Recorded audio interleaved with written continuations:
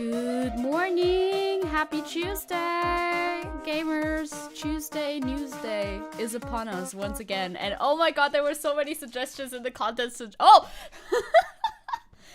Why is he here? He is so present. He is so in the moment. Thank you for being here, Tenchi. You scared the hell out of me. Hi.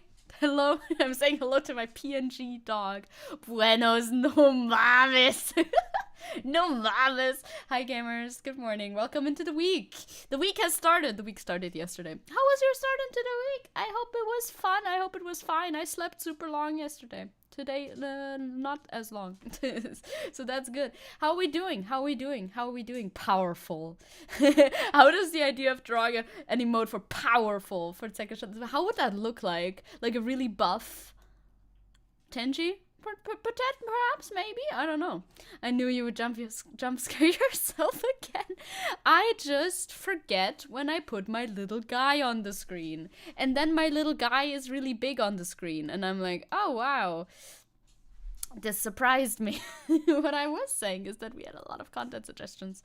Buff Tenchi sounds indeed, would indeed be very powerful. It's true, it's true. Hello, welcome to both YouTube chat and Twitch chat. Hey, YouTube chat, did you know that the Twitch chat is on screen, but I read you both. But also, I did make the new animation, and it should be working now for Twitch.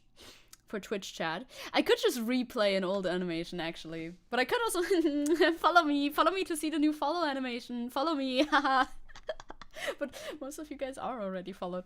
I could replay, because yesterday somebody followed me, and yesterday I wasn't even streaming, so I could replay that, probably. Yes, I could. And then I could show you the new animation. Also, lovely new haircut. I've had it for a while, but I never use it. So I'm like, okay, I should probably use it sometime. I really like this one. It's very funky. So I did for today when I was setting up. Privyet, Zecke, Privyet, Thel. You're not Thel, sorry.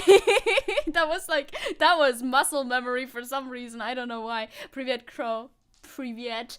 Hi gamers, hi Angel Tail, hi MP, hi Caliban, hi Blank, hi Seppo, hi hello, hi hello, hi hello.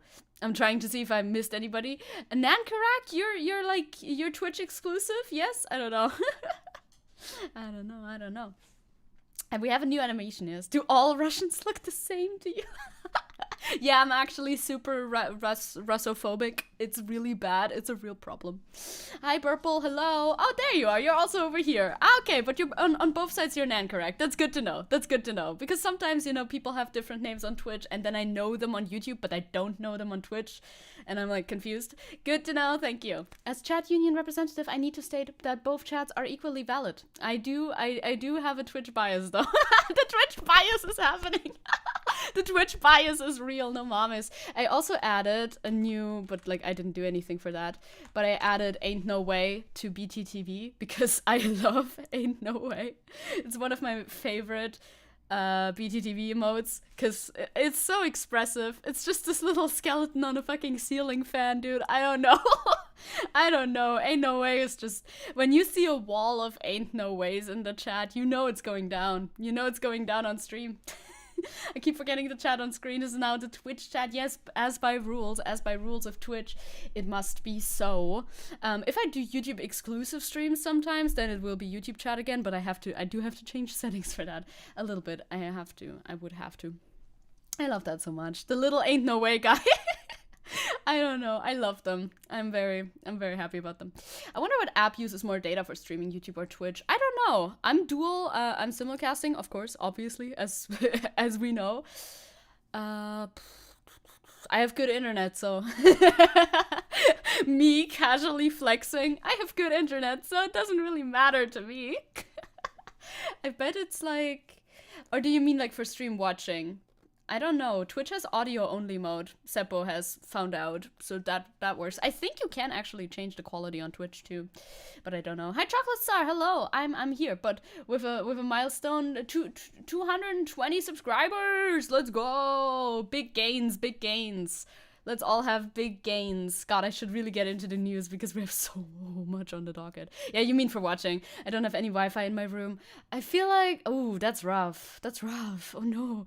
I feel like it depends. Either if you turn down the quality, you can turn down the quality for either, probably. At the end, it matters what quality you're watching, I think, probably. Crow saying, I still feel like it's okay to show YouTube chat on Twitch, just not allowing the chats to interact with each other, like having chat that combines them and allows them to chat with each other there. Yeah, like I could have a separate box for YouTube chat, I guess. I think that would be allowed, but it wouldn't be allowed to merge them together, right? I don't know. That sounds a bit complicated, but I mean, it would be doable. But also with the way that StreamElements works, it would be a little complicated again, to be fair. On your first Twitch stream, I couldn't change quality, but now I can. Huh. Okay, quality can save an immense amount of data. That for sure, That's weird, huh? The rules are a little vague and weird, and I would rather, like, be on the safe side for that, for sure, but that's fair enough. Merging them isn't allowed, because Twitch wants this to be special, I think, is really the reason. YouTube has no rules when it comes to simulcasting. They're like, fuck it, do whatever. So, you know, there's that. You know, like I've always said, each side has their perks, and each side has their downsides, and, you know, you just gotta level which one you fuck with more, I suppose. Yeah, Twitch is pretty comfortable once you get used to it. I agree with that, though. I agree with that. Like, especially because with Twitch you have a lot of, like, things that you can do to make your quality of life nicer, because they allow third-party chatting software, like Chatterino, for instance. That's, like, nice. I like Chatterino for comfort, all that sort of stuff. Hello, Ivaneko. Hello. Would you like to follow me on Twitch? I'm being annoying about it today because I have the new animation. Like I said, I can't just replay the old follow, but I'm like, wouldn't it be funnier? Wouldn't it be funnier if there was a new follow? No, it's fine. It's like, it wants no rules. Just like the dude in Argentina. Dude, we're gonna get to the dude in Argentina. Oh, my poor Argentinian viewers. It's so sad. That is so sad. You can have a girlfriend one day. Don't worry, Chocolate Star. I believe in you. If you want a girlfriend, you can have a girlfriend. Hello, Warren, once again. Should I get the Twitch app? I like the Twitch app personally, but not everybody likes it, so... Yeah, Melee. We're gonna talk about Melee. Actually, let's go into the overlay, and then I'll replay the follow so I can show you the animation. But I'll do it in the overlay, because why not? Because I wanted to also show you, we're really close. We're really close to getting the channel points for everybody. That's the main reason why affiliate is cool. Because then you can get I think, yeah, that one is channel points. I still have to think about it a bit. Channel points are the ones that you just get by watching. You don't have to pay anything. You just get them because you're there and you're watching, and then you get channel points. That's how it works. And I think that's enabled as soon as we're here. And we're very, very close to being here. So, woo! Nice. Yeah, apparently this is the 7th stream on Twitch already. I thought we were further behind. I really thought we needed more than that. I thought we had less. Oh, there it is! There he is! It's the little guy! Tell me if you hate that noise, by the way. Do you like that noise or do you hate that noise? Because that's Tenchi's real and honest sleeping noises. I also thought it was like the 5th, right? I don't know. It's confusing. It's a little confusing. You love it? Good. Good. It's nice, just a bit sudden. Is it a bit too loud? I could make it a tiny bit more quiet. It also surprised me. It did get me jump scared. And for a follow noise, I think it should be a little bit quieter, because follow noises might have an... but thank you for the follow! And that's a little animation. That's a little animation. I recorded Tenchi, well, his noises specifically when he was sleeping. And louder, I couldn't hear. Louder, turn it up. Turn it up, all the way up. I recorded him while he was dreaming in his sleep, and he made those noises, and they were very cute. So I'm like, I could use that for my Twitch. Tenchi noises. And the animation's lovely, right? I love the animation. I've been making some stuff. I've been cooking. I've been in the kitchen. I already have three animations for, like, on screen, and then I have some chat related animation stuff that you're gonna see once this is full. But this is just an image, so we can't see any. This doesn't change live anyway. Has a little no mommies. I have face shifted over here. No way. I prefer Valorant to Overwatch personally. Chocolate Star asks in YouTube chat. I prefer Valorant a bit. to Overwatch. Oiler says, I'm still a bit unsure about what music exactly is allowed on Twitch. I have a playlist of game soundtracks so far, but I'm unsure about anything else. Yeah, it's a little, like, it depends. For what I would suggest for you, but this is, like, up to you, there is a way, I can send you a link, actually. I can send you a link to this. There's a way so that in the VOD, it mutes the music, but only the music, and your voice is still heard. You can do that when you set up your OBS. I haven't done that yet, but I will do it for tomorrow. So that the music is only heard live and not in the VOD. So the VOD is still like not, the VOD doesn't get like disrupted by whatever. But live you can listen to whatever music you want. Yeah, game OSTs are almost always fine. That would be nice. I can get you that link because I have that link because Ronnie gave me that link. There you go. I'll give you that link right now in chat actually, because otherwise I might forget. There you go. I'll respond to you. For you, link be upon you. I'm gonna use the same link in order to set it up later today. Imagine having a Twitch account. That would be crazy, Ivaneko. That would be crazy. Crazy. Using the gray zone. The gray zone is the best zone. That's where we thrive. So yeah, this will be done soon, and then you'll get cool shit. And then, whoa, cool shit will be upon you. Crazy? I was crazy once. They locked me in a room. A rubber room. A rubber room with rats. A lot of the Disco Elysium soundtrack is in my drawing playlist. Ooh, nice. On YouTube, I've gotten copyrighted for that one a couple of times. Just wild. But, like, that's YouTube, you know? So, Twitch might be different. On YouTube, a lot of the Disco Elysium VODs are, like, copyright claimed for the soundtrack. So, you know, it's so-so. Other games this happened with was, I think, Atomic Heart and others. But that occurs sometimes. Couldn't be you, no, couldn't be Crow, couldn't be us, not possibly. So we have a lot to talk about today, so I'll give you a little bit of a rundown of what we have on the docket, and then we'll get right into that. YouTube silencing? Socialist games? Shaking my head. Disco Elysium does have a streamer mode, implying that most of the songs are actually safe. Oh, I don't know if I clicked. I think I had streamer mode on though, so I'm sure it's actually safe for Twitch though, I would assume. I mean, like I said, the worst that happens is that they mute parts of your VOD, because VODs are treated differently on Twitch anyway than on YouTube. So, yeah. But it's easier if you mute the music, I guess. Your VOD might just be a little bit awkward if you're singing along to music and the music isn't there anymore. But that might be funny, I don't know. Depends. Plot twist. The streamer mode button actually does nothing at all. Anyway, we're gonna talk about Dream. Because of course we're gonna talk about Dream, because it's the Dream is over party. Everybody wear your best suits. There's a lot of like history before this first video that we have, but I'll try to catch you up on it, at least slightly. Then we have Argentina segment, of course. Sorry, Argentina. I hope you're doing all right despite the circumstances. It's not nice. Dream is over. Time to wake up. Let's go. That's why we're woke, you know? I'm woke, so I don't want to associate with Dream, because that's a thing you do when you're sleeping. Dream, ain't no way. That's what the mask is. Did you see the Gumball video? It's like unironically kind of funny. I don't know if I'm like, I don't know if that, no, I know that I'm not the only person who thinks so, but you shouldn't laugh, but it is kind of funny. It's a little funny. Anyway. Then we have 2 videos on the Aurora subject, or rather on the general subject of tweeting out about causes that you are passionate about. There's 2 videos because both of them seem to like attack a different angle, at least from what I've seen. So I would like to probably look at 2. I deleted the cringy video. That wasn't a descriptor, that's the name of the guy who made it. I deleted that one because those are usually a little bit more drawn out for no reason and not that fun. So, you know, I'm doing the other 2. Boo, boo, don't boo me, I'm right. Yeah, Gumball just blurted that out as to insult him, the mad lad. Yeah, like Gumball was on something. I love also addressing him as Gumball only and not by his actual name, because in fact I do not know his actual name. I would have to look that up, but I do know that he is Gumball. Yeah, and like Gumball was on something to begin with, so Well, I probably have to be off soon. Nor. Still a lot of appointments today, as it's my first day in the clinic. Good luck!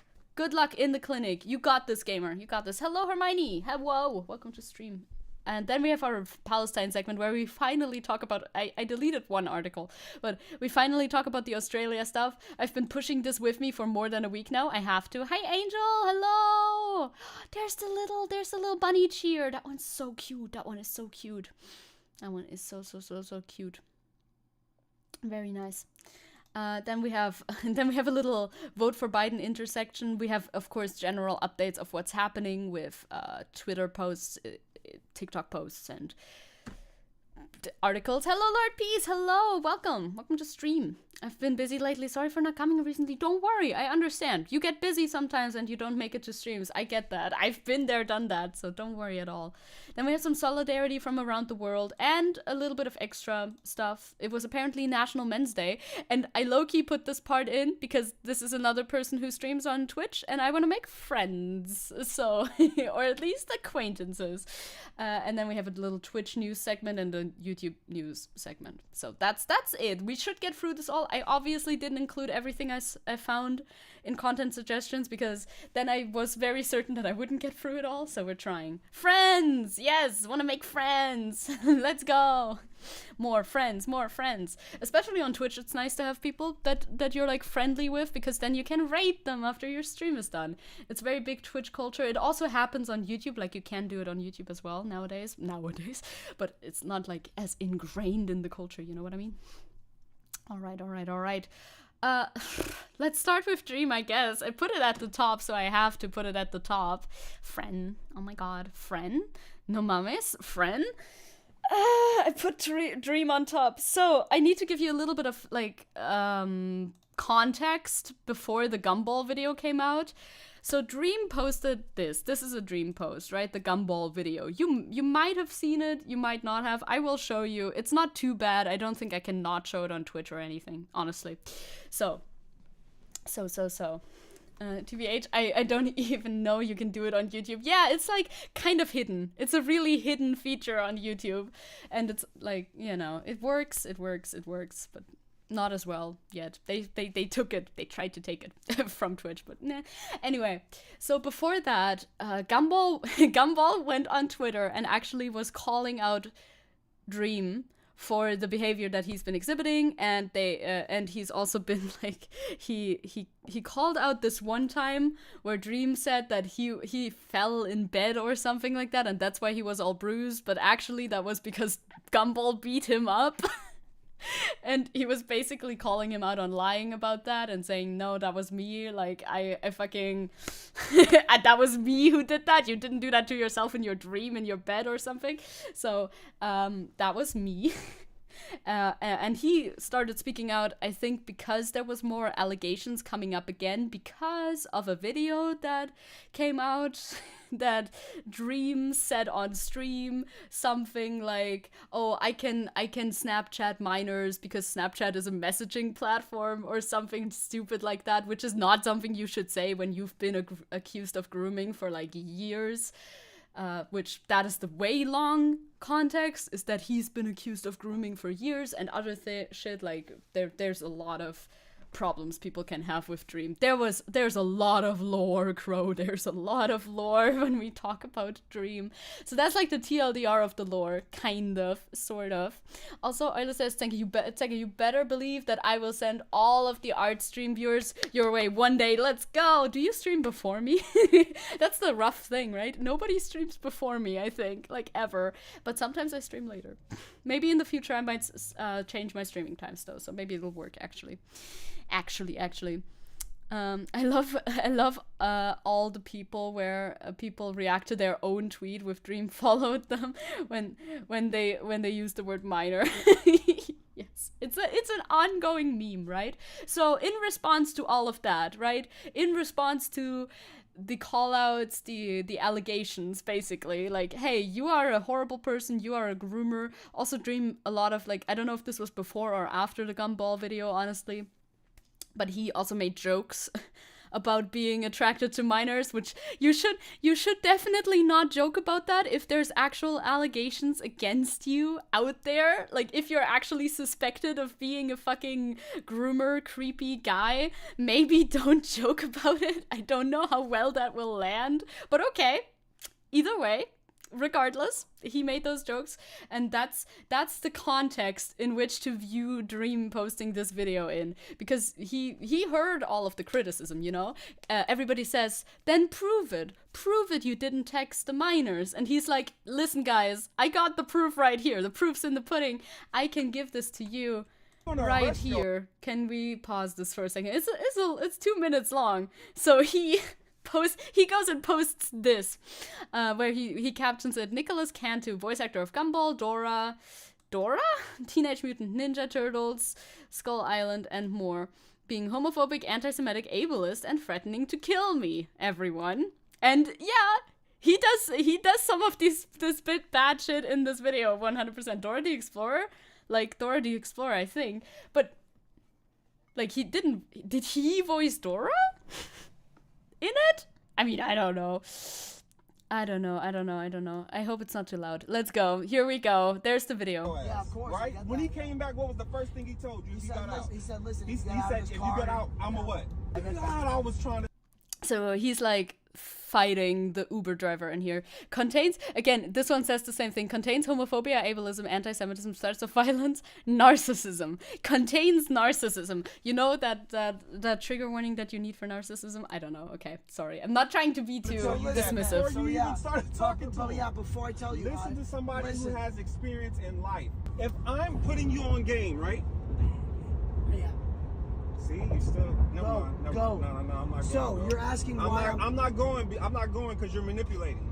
The same thing you say you not want to do or you've been through, you're doing the exact same shit. Like, he's also filming this. He alleges that Gumball said to film it, but which also super weird. I love that I still call him Gumball instead of calling him Nicholas. His name is Nicholas. Like, he alleges that Gumball said to film it, which is weird.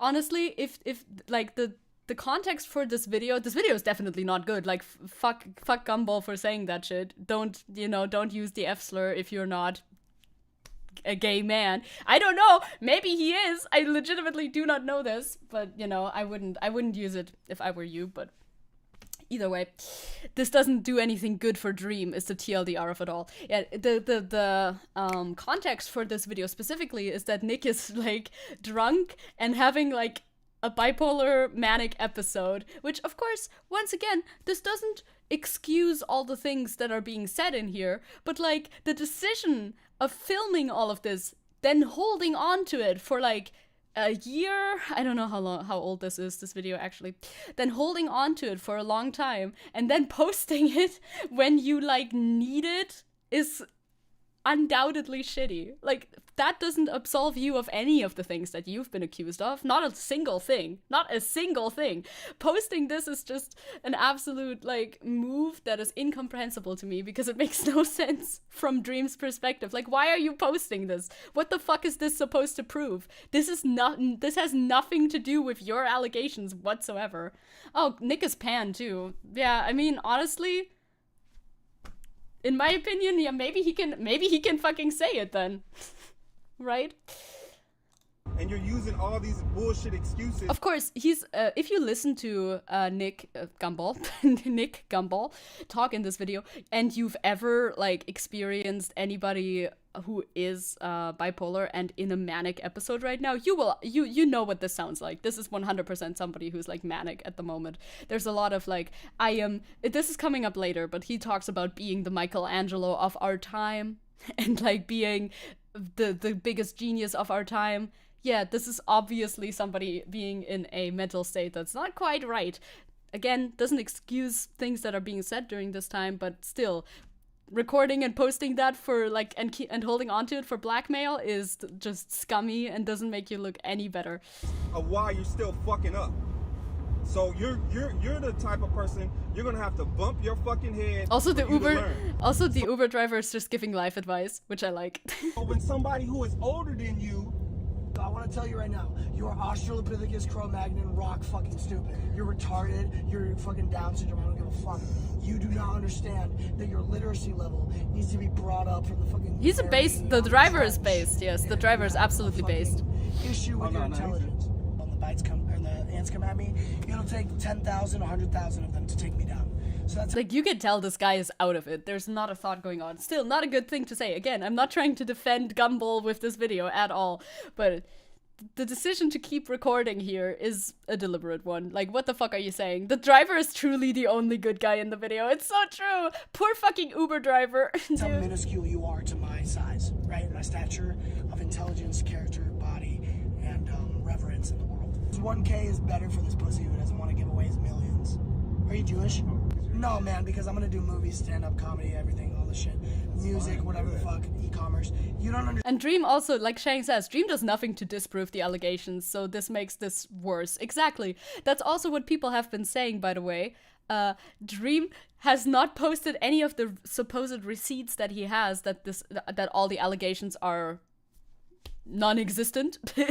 But this he can pull up immediately. He has no issue pulling this up immediately, you know, but the other stuff takes a lot of time because it's harder to come by. The chat on screen is Twitch chat, because as by Twitch rules, I'm simulcasting right now. I think I've explained this before. I'm simulcasting right now, and the on-screen chat is Twitch chat because Twitch does not allow the merging of chats, but I'm reading both of them out loud, so, you know, I'm still addressing you. Crow's saying, yeah, he kind of just tries to push the public's attention to Nicholas, or at least it seems that way. Oh, it absolutely seems that way. It's like, oh, you criticized me? Well, you're also a bad person. Okay. Doesn't make the criticism any less valid, just makes, you know, people see that he's also a bad person. Twitch title is not updated. Oh, I forgot. Thank you for telling me. I forgot. Crow's gonna do that? Okay, thank you. Understand that you're talking to, like, a Michelangelo of my time. Right? Like, I'm a genius, Albert Einstein level history bookmaker. You're gonna be forgotten like the dust in the sand when you're in the fucking Sahara and there's 100 million, 1,000 billion fucking sand particles. You're gonna be one of those, and I'm gonna be a statue erected in gold. So understand that. I mean, you can hear this. This is absolute, like, this is manic brain talking. You can't, there's nothing besides that going on right now. Again, I can't say this every time. Again, doesn't excuse the things that he says, obviously. And, you know, like, he has time to grow and, like, change from this. Bro is 19 years old.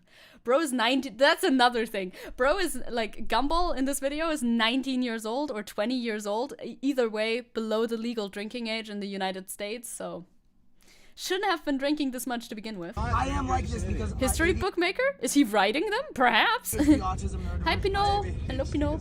Right, but because you said that's what the mask is, I think you're a faggot, alright? So that's why. Personally, it's a little funny. Personally, that's a little funny. Really cool Dream. I still want to fight you. And all of the shit that's happened tonight, it's not gonna make it a fucking, like, brutal marauder. I'm not gonna be a brutal marauder. I'm gonna, like, literally, like, either you're gonna be paralyzed or you're gonna be dead. Like, I'm serious. Okay, man. Can you fight? Oh, of course, yeah. Tyrell, I apologize. I'm not, I'm good. I know, and I'm sorry for I met him tonight. But yeah, you can end the video now. Thanks for watching. Cantu Network on all socials. Tune your sets. Yep, that was all of that. That was all of that. And he posted this as like a gotcha own, which I don't know. Day 44 of saying cheese. Well, you gotta say cheese, otherwise it's not day 44 now, is it? Then it's just day 44. of nothing specifically, if you're not saying cheese anymore. The poor driver. TLDR, like, summary of this whole thing, poor driver. Dude, if fucking Dream hails an Uber and I'm the Uber driver, well, first of all, I don't have a license, so that'll be interesting. But second of all, I'm not picking him up. I'm not picking that guy up. That's what the mask is. That's what the point of the mask is. I'm all fucking out of it, 100%. Like, holding on to this blackmail material to then sort of try to use it to deflect from the fucking grooming allegations that you have against you is insane. It's insane. Like, that doesn't make any sense. That doesn't make you look like a better person. That makes Gumball look like a questionable person. Yeah, 100%. Definitely, we're gonna, like, have to see some, hey, I'm sorry, like an actual apology from that, from him for that, and, like, actual attempts of making it better. Maybe getting medicated or something like that could also help, perhaps. But this doesn't help Dream's case at all. Yeah, but the driver was allegedly tipped $1,000, so that's good. That at least there's that. Also, there was no anti-Semitism in this video. The only part that's true, like the only part that Dream alleges is anti-Semitism was when Gumball asked, "Are you Jewish?" at some point, but I didn't really there was no context around it. At least I didn't see any. Argentina, yeah, we have Argentina news. Addiction, hello addiction. There's cheese. There's the cheese. Sorry, that part is stuck in my head. I've seen a lot of meme edits of that part specifically, and Dream is just awful. Like Dream is no news there. Dream is just awful. We're not surprised. Shortly after, a couple days after this video came out, a new set of videos came out, and honestly, I don't want to show you this. I want to show it to you. It's not bad visually, but if I play the audio, you're gonna hate me, and I don't know yet. You have no idea who Dream is, and you don't want to know. That's good. You don't need to. You don't need to. We won't linger on it for too long. The word Jewish was mentioned. Anti-Semitism detected Dream probably. He's just trying to get everything in there, you know? I mean, anti-Semitism is also very popular right now to talk about, so maybe that's why he wanted to mention it. I don't know. Then somebody on this account, Bernard22, posted a bunch of images and videos. I was informed none of the videos in the previous posted messages contained any form of CSEM, and they have been sent to me under an anonymous source. I have been given permission to post these. I can confirm without a shadow of a doubt it was Dream's Snapchat account. So basically what we're seeing in these dingy files here is, I don't really want to show you this either, actually. There's two videos of Snapchats being sent to this phone. Which, what is the audio? I'll describe it to you. In these two videos that are looping up here, you can hear Dream making sexual noises in the Snapchats that he sent to this phone, which belongs, I think, allegedly to a minor, which not good. Not good. I mean, first of all, not good in general if you're sexting with a fan.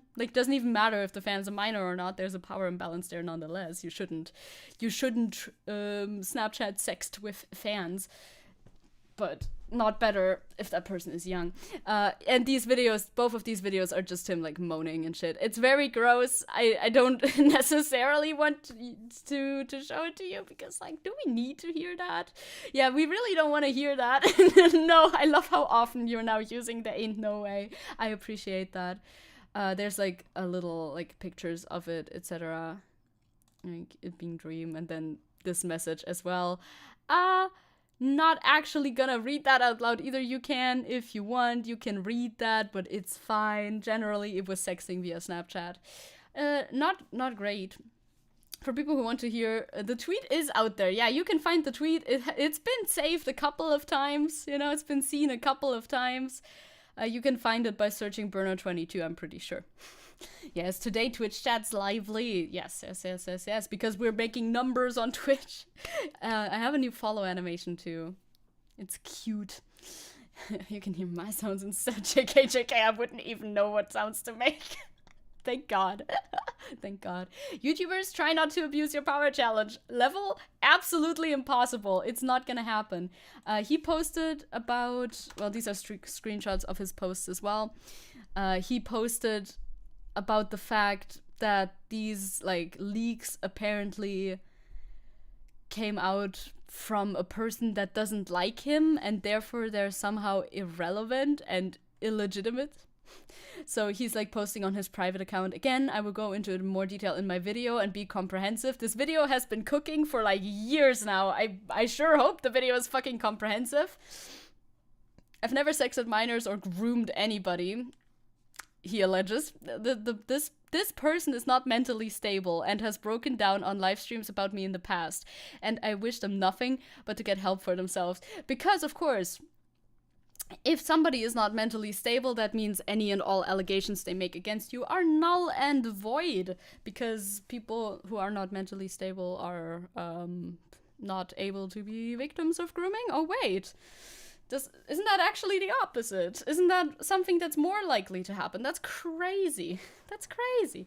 Dream was still is, a very popular Minecraft YouTuber. I think that's a good TLDR. Yep, he's a Minecraft YouTuber in all definitions of the word.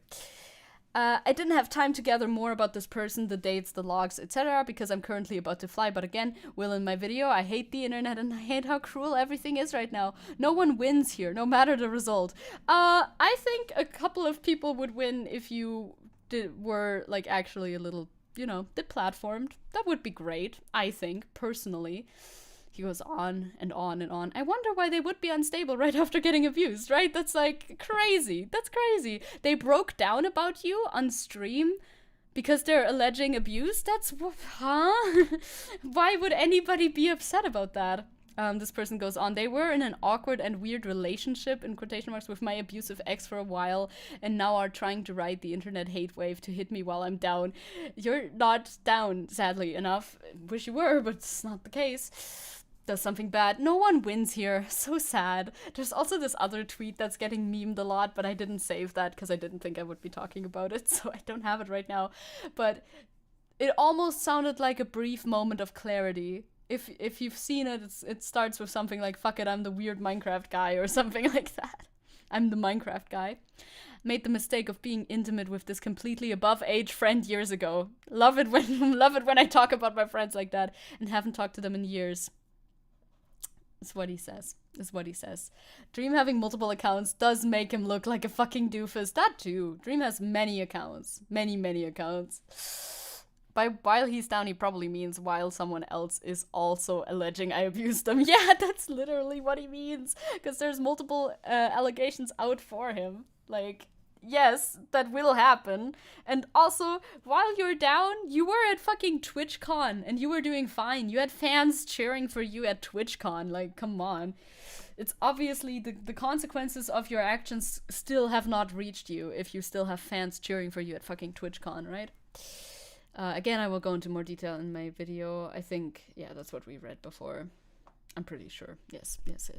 There's like a lot of tweets about this. It's kind of a lot to look through because there's so much fucking content. These people tweet so much. Wait, I opened the same one twice. Did I link the same one twice? No, this should be a different tweet. What? Yeah, there you go. There's like a thread about the inconsistencies of his response. I guess hiding from the allegations is what the point of the mask is. Ain't no way. Ain't no way. And also, yeah, weaponizing his young audience against his victim is unbelievable, but something he does a lot. He loves weaponizing his audience. Anybody who speaks out against Dream will get, like, a mass hatred from his audience. It's just what happens. Having a mental breakdown on stream is a nightmare. It is though, isn't it? So they talked about that. Dream's responding to this tweet, which we've seen. The burner account made this tweet today, showed that, yeah, that's still today, that was 19 hours ago, holy shit. Showing video evidence of Dream moaning and sending explicit messages to Jamie, the victim in the situation. The tweet can be found here. See, I don't even, like, I know about this stuff, but I still don't know enough about this stuff to comprehensively talk about it, because it goes so deep. It's been going on for so long, and I've been not been keeping up with it enough. Now let's look at Dream's response. According to him, the person who owns Burner 22 is Nat, someone who is related to his ex, as in had relations, not as in is blood related, I think. He claims that the videos shown today were between him and Nat, and he says that Nat screen recorded his sexual Snapchat messages yesterday to frame him. However, Burner 22 shows that Jamie had this video and was able to send it to someone else in 2019. So you see, this has been going on for a little while is the thing. This is not the kind of Minecraft lore I expected from you. Don't worry, you get the fun Minecraft lore on Sunday, I swear. The good ones, okay? The ones who have publicly distanced themselves from this guy. If Nat was screen recording this yesterday to frame Dream, how the fuck did Jamie get it in 2019? Good question, no? Good question. Does she have the ability to time travel? Unlikely. I think he didn't even blow up on YouTube back then. Oh, no, he did. I think that was like well, okay, it was like 2019. It was the year, right? I think it was in the same year where that happened. I think. Plus, the videos Burner 22 release were recorded with another phone. Snapchat would not be able to know if someone was screen recording messages with another phone, obviously. If Snapchat knew that, I would be a little concerned. So the messages saying that that Nat was screen recording do not correlate with the video that was released today, obviously. I think it was 2019, maybe even... Yeah, but it must have been 2019, I guess. I'm trying to remember. 2019, 2020, something like that. My guys are Minecraft streamers, but I swear they're none of there. They are one of the good ones. Mine are the good ones. I swear. Oh, follow! Thank you. Hello. Chat, please donate. Blood is following. They can't at the moment. I mean, they can via streams. Via the other one. Hello. Chat, please donate blood. It's an amazing. Is an amazing username. Hello, welcome to stream. We got the animation again. Hello, chat. So yeah, that's the TLDR of like all of it. Like I said, I didn't want to dwell on it too much, but I did want to mention it because holy shit, if he actually faces consequences for once, I would be very, very happy. Can't, sadly, too underweight. Damn gamers, so sad. Some of you can though. Let's go donate blood for the vampires. That's what it's for, right? That's what it's for. Vampires run the blood banks, and we would love to support them. Personally. So yeah, like I said, that's the TLDR of all of this. For the tick, I thought so too. But then I was like, wait, am I being too self-centered about this? Is this just an actual call to donate blood like in real life, or is it for me? Because I do drink blood too. But like, either way is good. We can share. I don't need that much. It's fine. Thanks for the warm welcome. And yes, Chad, let's save some lives. Okay, nice. I also drink blood. I also take blood donations.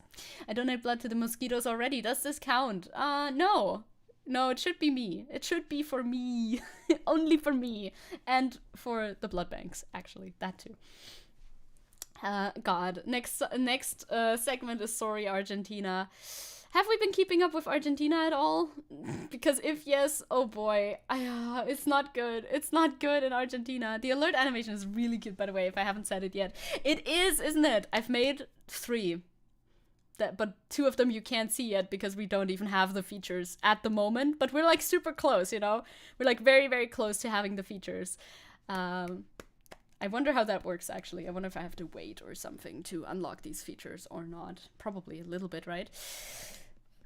Trap that mosquito and take it to the blood bank. Now this is a good idea. Hello, Will.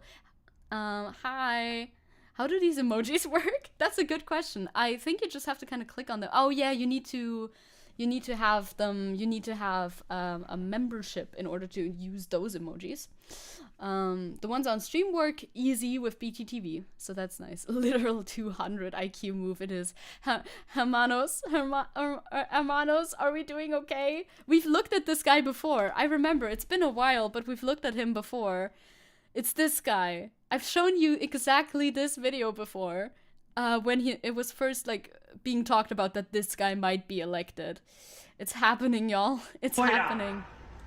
Ministerio de Cultura, afuera. Ministerio de Ambiente y Desarrollo Sostenible, afuera. Ministerio de las Mujeres. He's getting rid of all the fucking ministries. Oh god, that was Malay. Yup. No mames.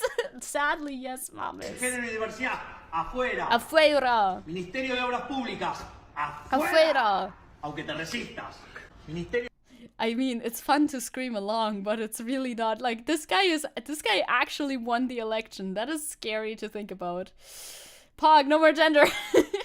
Ministry of Science, Technology and Innovation. Ciencia y Tecnología e Innovación. Afuera. Ministerio de Trabajo, Empleo y Seguridad Social. Afuera. Ministerio de Educación.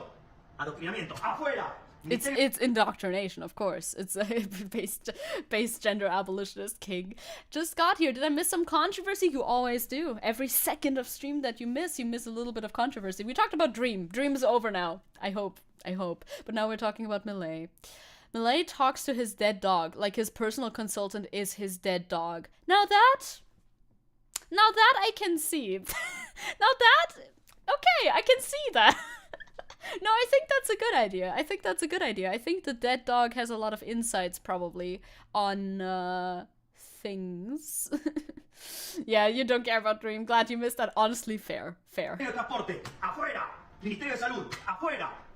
Ministerio de Desarrollo Social, afuera. Se acabó el curro de la política. ¡Viva la libertad, carajo! Why does he talk like that? What the fuck? He talks very distinctly. He is literally insane. And the president. And the president. He's the most sane ANCAP.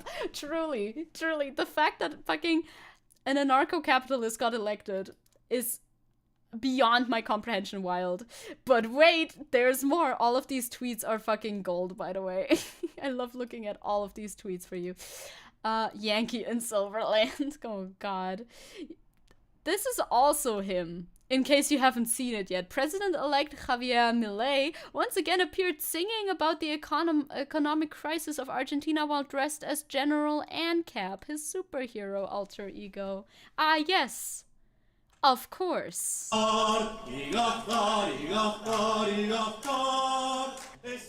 To the tune of Libiamo by from La Traviata.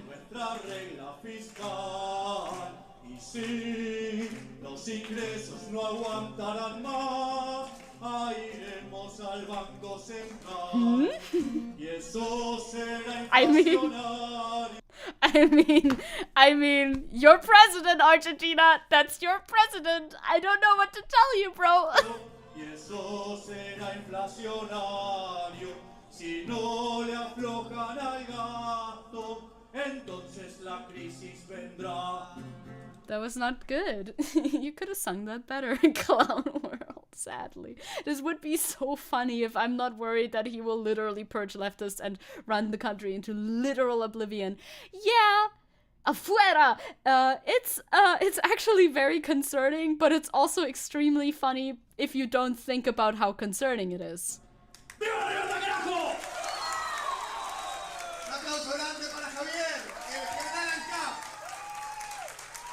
There he is! There he is! For some reason, this sounds more like the plot of a subpar Netflix series instead of reality. I would be inclined to agree with you there. This is absolute insanity. No one can tell me that this is the president of fucking Argentina, dude. Like, look at him! He has a cape and the gloves and a weird, like, staff and everything. What's on the top of your staff? I don't know. He has a staff and everything. Thank you for following. Hey, Will, you're over here. Let's go. Is Tenchi like slightly transparent? I mean, that's cool. I think that's in the settings somewhere, actually, probably. I'm like, is he slightly transparent? Hello. Oh my god. I think one more or something and we have the 50. I think. Or maybe we have the 50. No, I think one more and we have the 50. Let's go. Nice. Also, some Bolsonaro stans are talking about moving to Argentina now. So, silver lining and all. I mean, right? Like, if it's all concentrated in Argentina, but not everybody can, like, move out. Hi, Twitch chat. Hello, Will. Hello. Slightly trans. Oh my god, aren't we all? Nope, actually. Not all of us. Not all of us. Yay. Clap. Welcome. This is insane. The color scheme and everything. I can't get over this. Also, why is he saying there's Dragon Ball in the background? Is this happening at an anime convention? Because I would believe it. If yes, I would believe it. No, Zecke is slightly trans because Tenchi is slightly transparent. This is so true. So true. So real. Also, this tweet. Why does the new president of Argentina look like the villain from a PS2 game set in the 70s? He does look like he's straight out of the 70s. That is true. I believe this was an anime con, yeah? Oh, I was joking. I didn't mean for it to be serious. I was joking. He's like a villain from Columbo. He has a little Columbo vibes. Here you can see the entire outfit again, actually. That's not even his villain outfit. This is the villain outfit. I wanted to show you this because you can see. This looks like this is a fucking walking meme. An actual Disco Elysium character. Like, what the fuck, dude? So true. Like, look at him. Behold the man, the myth, the legend, ANCAP man. I'm in awe. I'm in terrible, terrible awe of this. You can't joke about Milei. He is the joke. It's so true. Like, how are you even going to joke about this? It's just, there you go. Argentina is trending in Germany as well. It just is. He just is. What the fuck is even that staff symbol about? I don't know. Your staff's a little short for you, actually. Should be a bit longer. He's ANCAP man. Woo! It's insane. It's wild. I don't know. We have an article about ANCAP man. We should probably refer to him as such, you know, if that's what he wants to be called. Argentina presidential election. Far-right libertarian Javier Milei wins after rival concedes. He won he won by like 20, no, not 20, by 10%, I think, which is crazy. That's wild. Victory for TV celebrity turned politician catapults South America's second largest economy into an unpredictable future. Probably not a good one. Well, minus one more asylum option. It's real. Yeah, it's actually no good, isn't it? Like people are going to fucking Brazil now from over there. Oh, you're back. Hello, welcome back, Void. And I can say that the cuisine over here is pretty great. Oh, I'm glad, because oftentimes it's not, right? Oftentimes it's really not. Well, I'm glad to hear it. That's nice. He feels like the kind of guy news just can't cover correctly because he's so fucking goofy. Honestly, though. Honestly. Go to Brazil? Come to Brazil? I mean, it's big. That's one thing. It's big, so there should be a lot of space. Me, when I definitely know how this works. Javier Milei, a volatile far-right libertarian who has vowed to exterminate inflation and take a chainsaw to the state, whatever that means, has been elected president of Argentina, catapulting South America's second largest economy into an unpredictable and potentially turbulent future. I would assume that it might be a little turbulent, yes. Imagine this guy. Imagine fucking Mr. ANCAP man talking to other, like, I was gonna say real politicians. Talking to real politicians. Like, bro, I can't wait. Please have, like, a little meeting with Olaf Scholz. It'll be so funny. It'll be so funny. He'll fucking saw the state in half to show us the power of flex tape? Potentially. Maybe if he can get a deal, like a promotion deal. No, that's too big. This is okay. With more than 99% of votes counted, with Mick Jagger impersonating TV celebrity turned politician, who is often compared to Donald Trump, I wonder why, had secured 55.69% of the votes compared to 44.3% of his rival. Yeah, but he's leading by 10%. That's crazy. The center-left finance minister, Sergio Massa. Terminating inflation is only possible with a plan, but in a Planwirtschaft law. Yeah, like, I don't know how he's gonna tackle this specifically. Didn't he already say that he won't talk to socialists? So basically no Scholz. True, it's in the name, so... Today, the reconstruction of Argentina begins. Today is a historic night for Argentina, Milei told jubilant supporters at his campaign headquarters in Buenos Aires, calling his victory a miracle. That doesn't seem very hopeful to me if you have to call your victory a miracle, but okay. Calling Sergio Massa center-left is wrong, though, isn't it? I'm not sure. I don't know much about Sergio Massa, so I don't know. I must tell me people who know more about Argentinian politics. I must say that with that strong character he is playing, I am hoping for the most dramatic downfall there could be for this guy. Yeah, me too. The most dramatic downfall with the least, like, bad consequences for his country, please. Like, innocent people living in his country. I don't want them to be too affected by it, of course. Victor's saying we should do one of those hostage exchanges, but we're trading Bolsonaro defenders for Hermanos who don't want to deal with Milei's administration. Honestly, yes. Yes, please. That sounds good. That sounds like a good plan. Milei promised drastic changes to tackle Argentina's tragic reality of soaring inflation and widespread poverty. He also sent a message to the international community. Argentina will return to the place in the world which it should have never lost. Of course. Make Argentina great again. Please, come on, say it. Just say it. It would be funny. Malay, just say it. Israel supporters would say the same thing. Exchange the hostages for Palestine supporters. Maybe. Earlier, Massa, who received 11.5 million votes to Malay's 14.4 million, conceded defeat. Sad. In Argentinian inflation is crazy though, if I remember correctly, like 140%. Ooh, yeah, that's no bueno. Argentinian inflation, please. Argentina inflation rate, maybe. Can I get that? I feel like I've googled something like this before. Yeah, it is about at 140. That is in fact not great. I mean, we have inflation too, right? Ours is much less, right? Yeah. And we complain about it, you know? Like, we complain about it too. I mean, it feels bad, man. 3.8 feels bad too, okay? Last month it was 4.5 and 8.8 last year. So, you know, it was not that great either.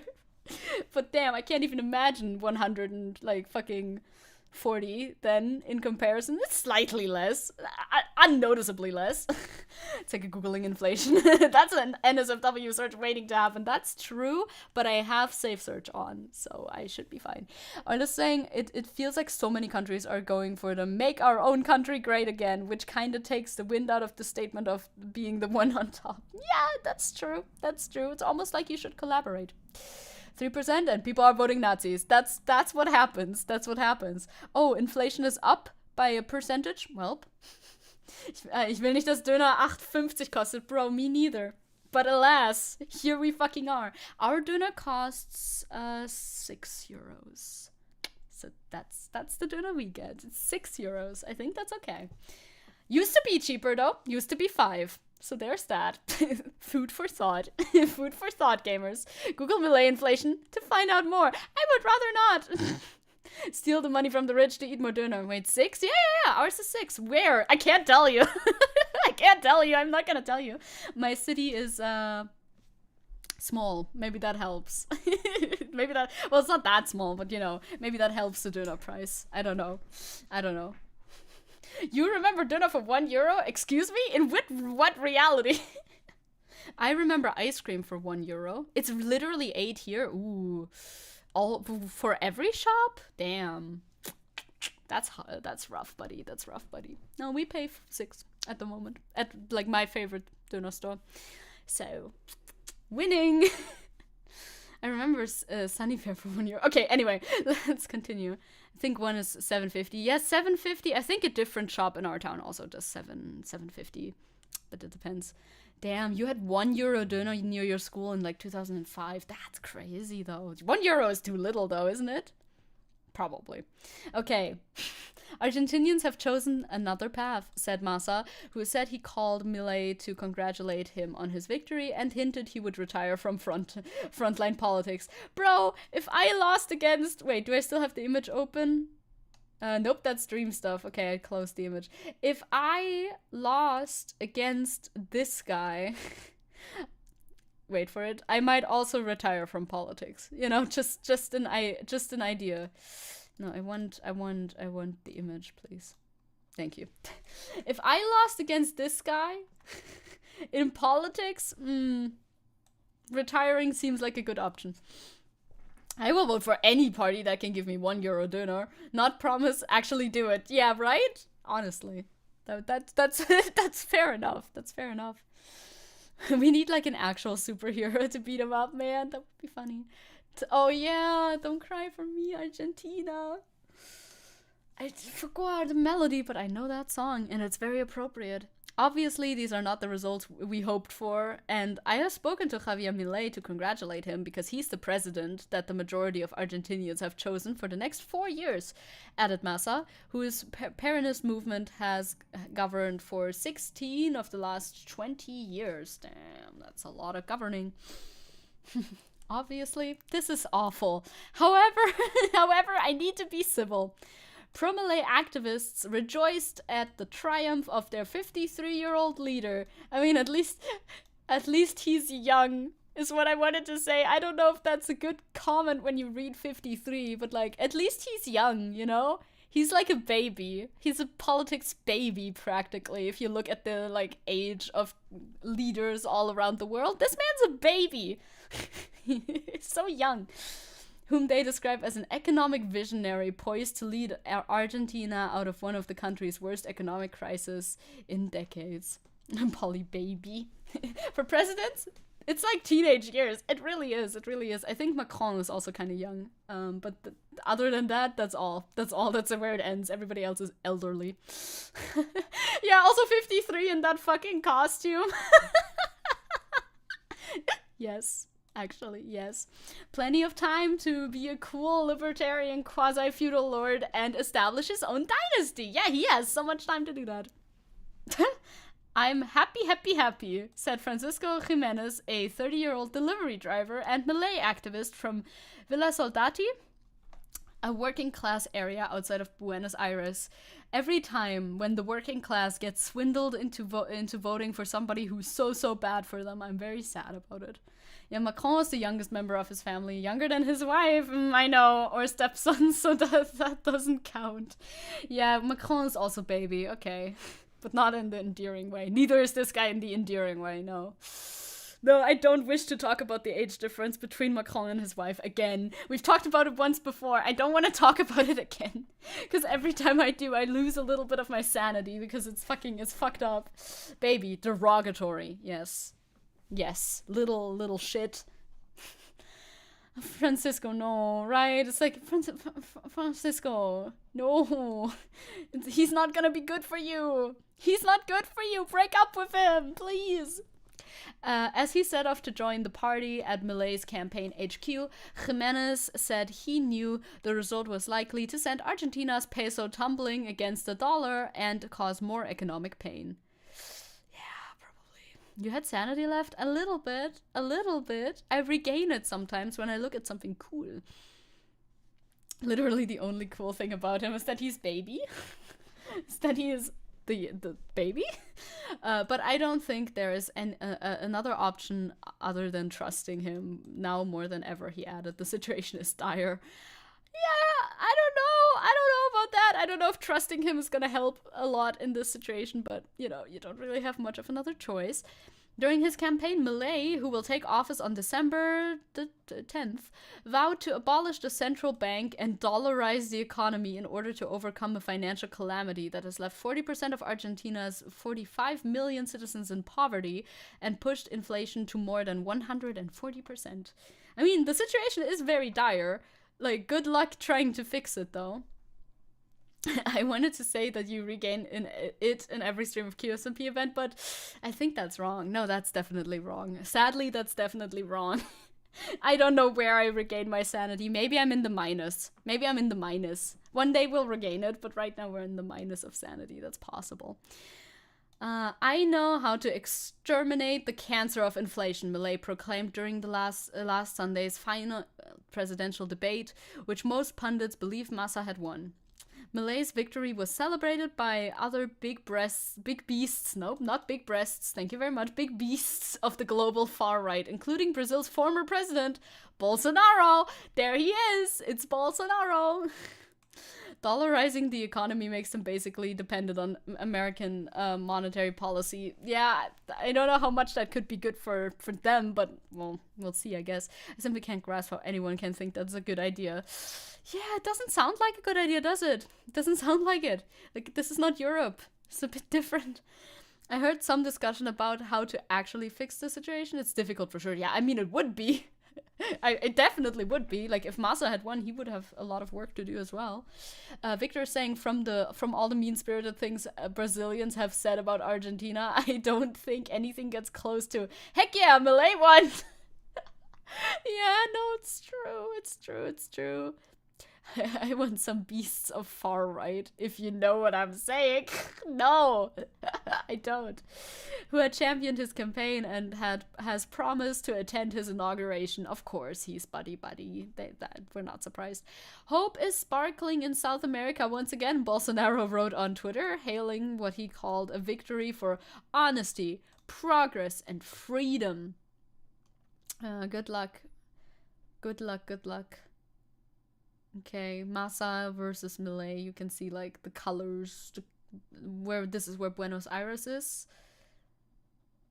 I see. And this one's very blue. Santiago de Estero. Something like that. Well, it would be Europe, but instead of the EZB being owned by the various national banks of the European nations, they would all simply be beholden to, I don't know, Luxembourg or something. Yeah, that's kind of the issue with it, isn't it? Also, Angel saying this Millet person's libertarian stances shall be tested when his anti-trans allies come to him to implement nationwide anti-queer, anti-trans legislation. Maybe then he'll most likely target LGBTQIA+ folks there as the peeps to blame for all the failures of his economic policies. Maybe we'll see about that. We'll see how he is in regards to this specific issue, right? Hello, Eclipse in YouTube chat. Hello. the party today is truly very much over on Twitch chat, but hello to you. I see you too. The former US President Donald Trump wrote, "The whole world was watching. I'm very proud of you. You will turn your country around and truly make Argentina great again." He said it. It's also MAGA. Actually, I just noticed. It's also MAGA. It's the same abbreviation. No way. No way. Catching this live. Hope you're having a good time despite the subject matter. I am. Thank you. Thank you. At least Argentina is a bit further away. At least this guy looks like this. You know, there's some there's some jokes to be had here at the very least. MAGA. But well, Argentina's not in Europe. Turn around is right, but that around is to the ground, perhaps, potentially. His victory was also celebrated by Twitter's owner, Elon Musk, who posted prosperity is ahead of Argentina. I can picture that Elon Musk would like this guy. I can imagine that. I can imagine the two of them hanging out, you know. He would love a little outfit like this, 100%. 100%. Brazil's left-wing president Luiz Inácio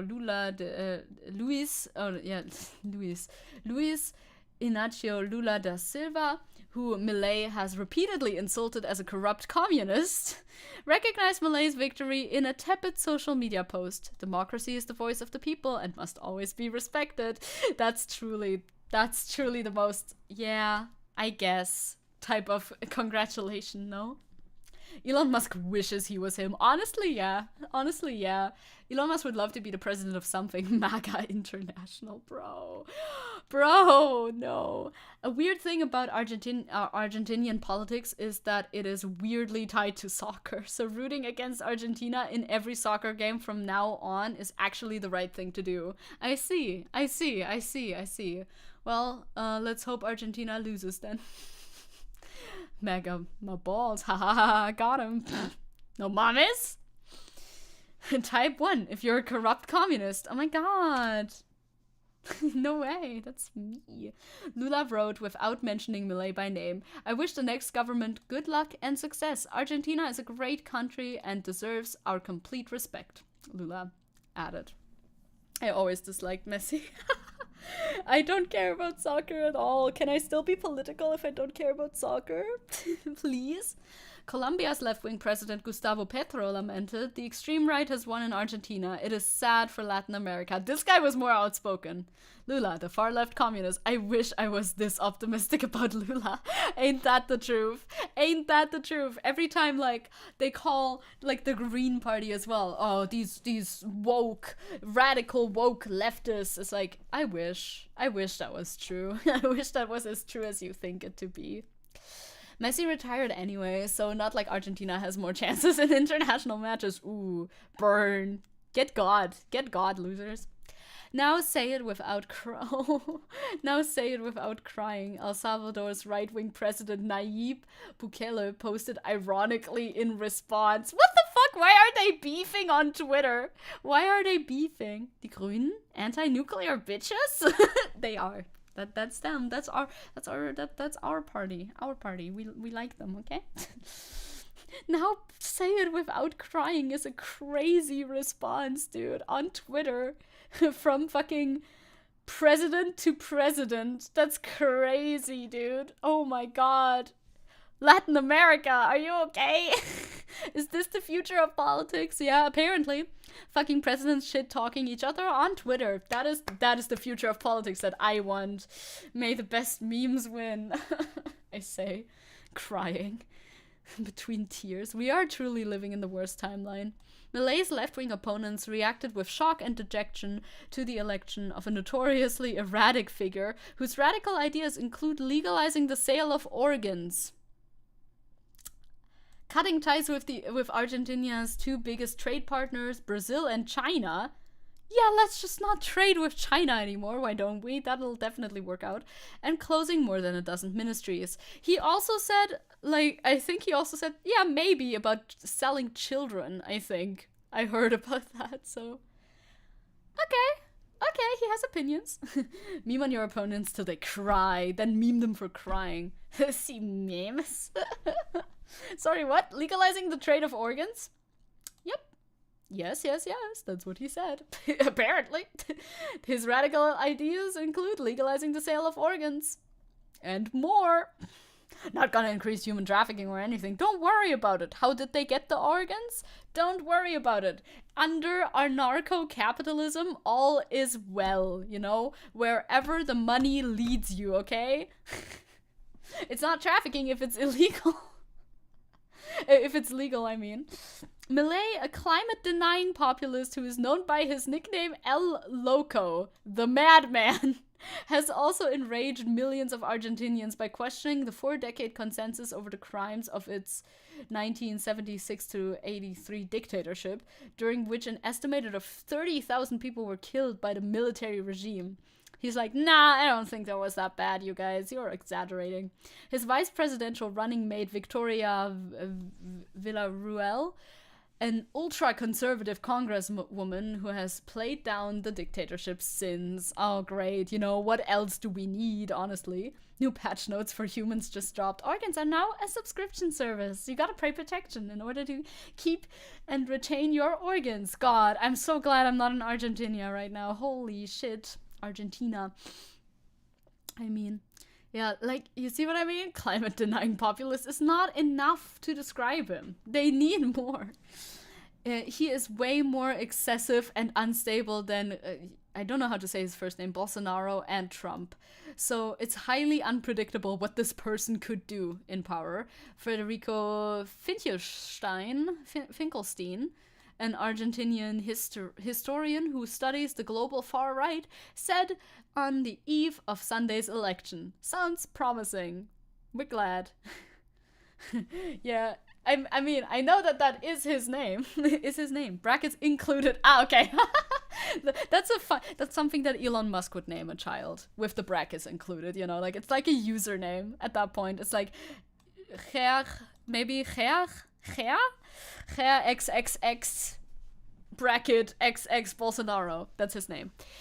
Benjamin Gedan, the head of the Wilson Center's Argentina project, said he believed one word explained the scale of Milei's victory. Desperation. Yeah, no, I can see that. I can see that.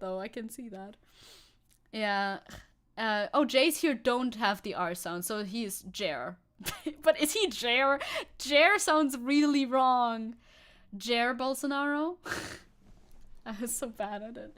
Jer actually translates the name. His parents just didn't fill in the birth certificate. Imagine that. Some of my friends fled there and they're all trans. We do live in hell. Oh my god, that's like, jokes aside, that's actually so sad again. Man. Share?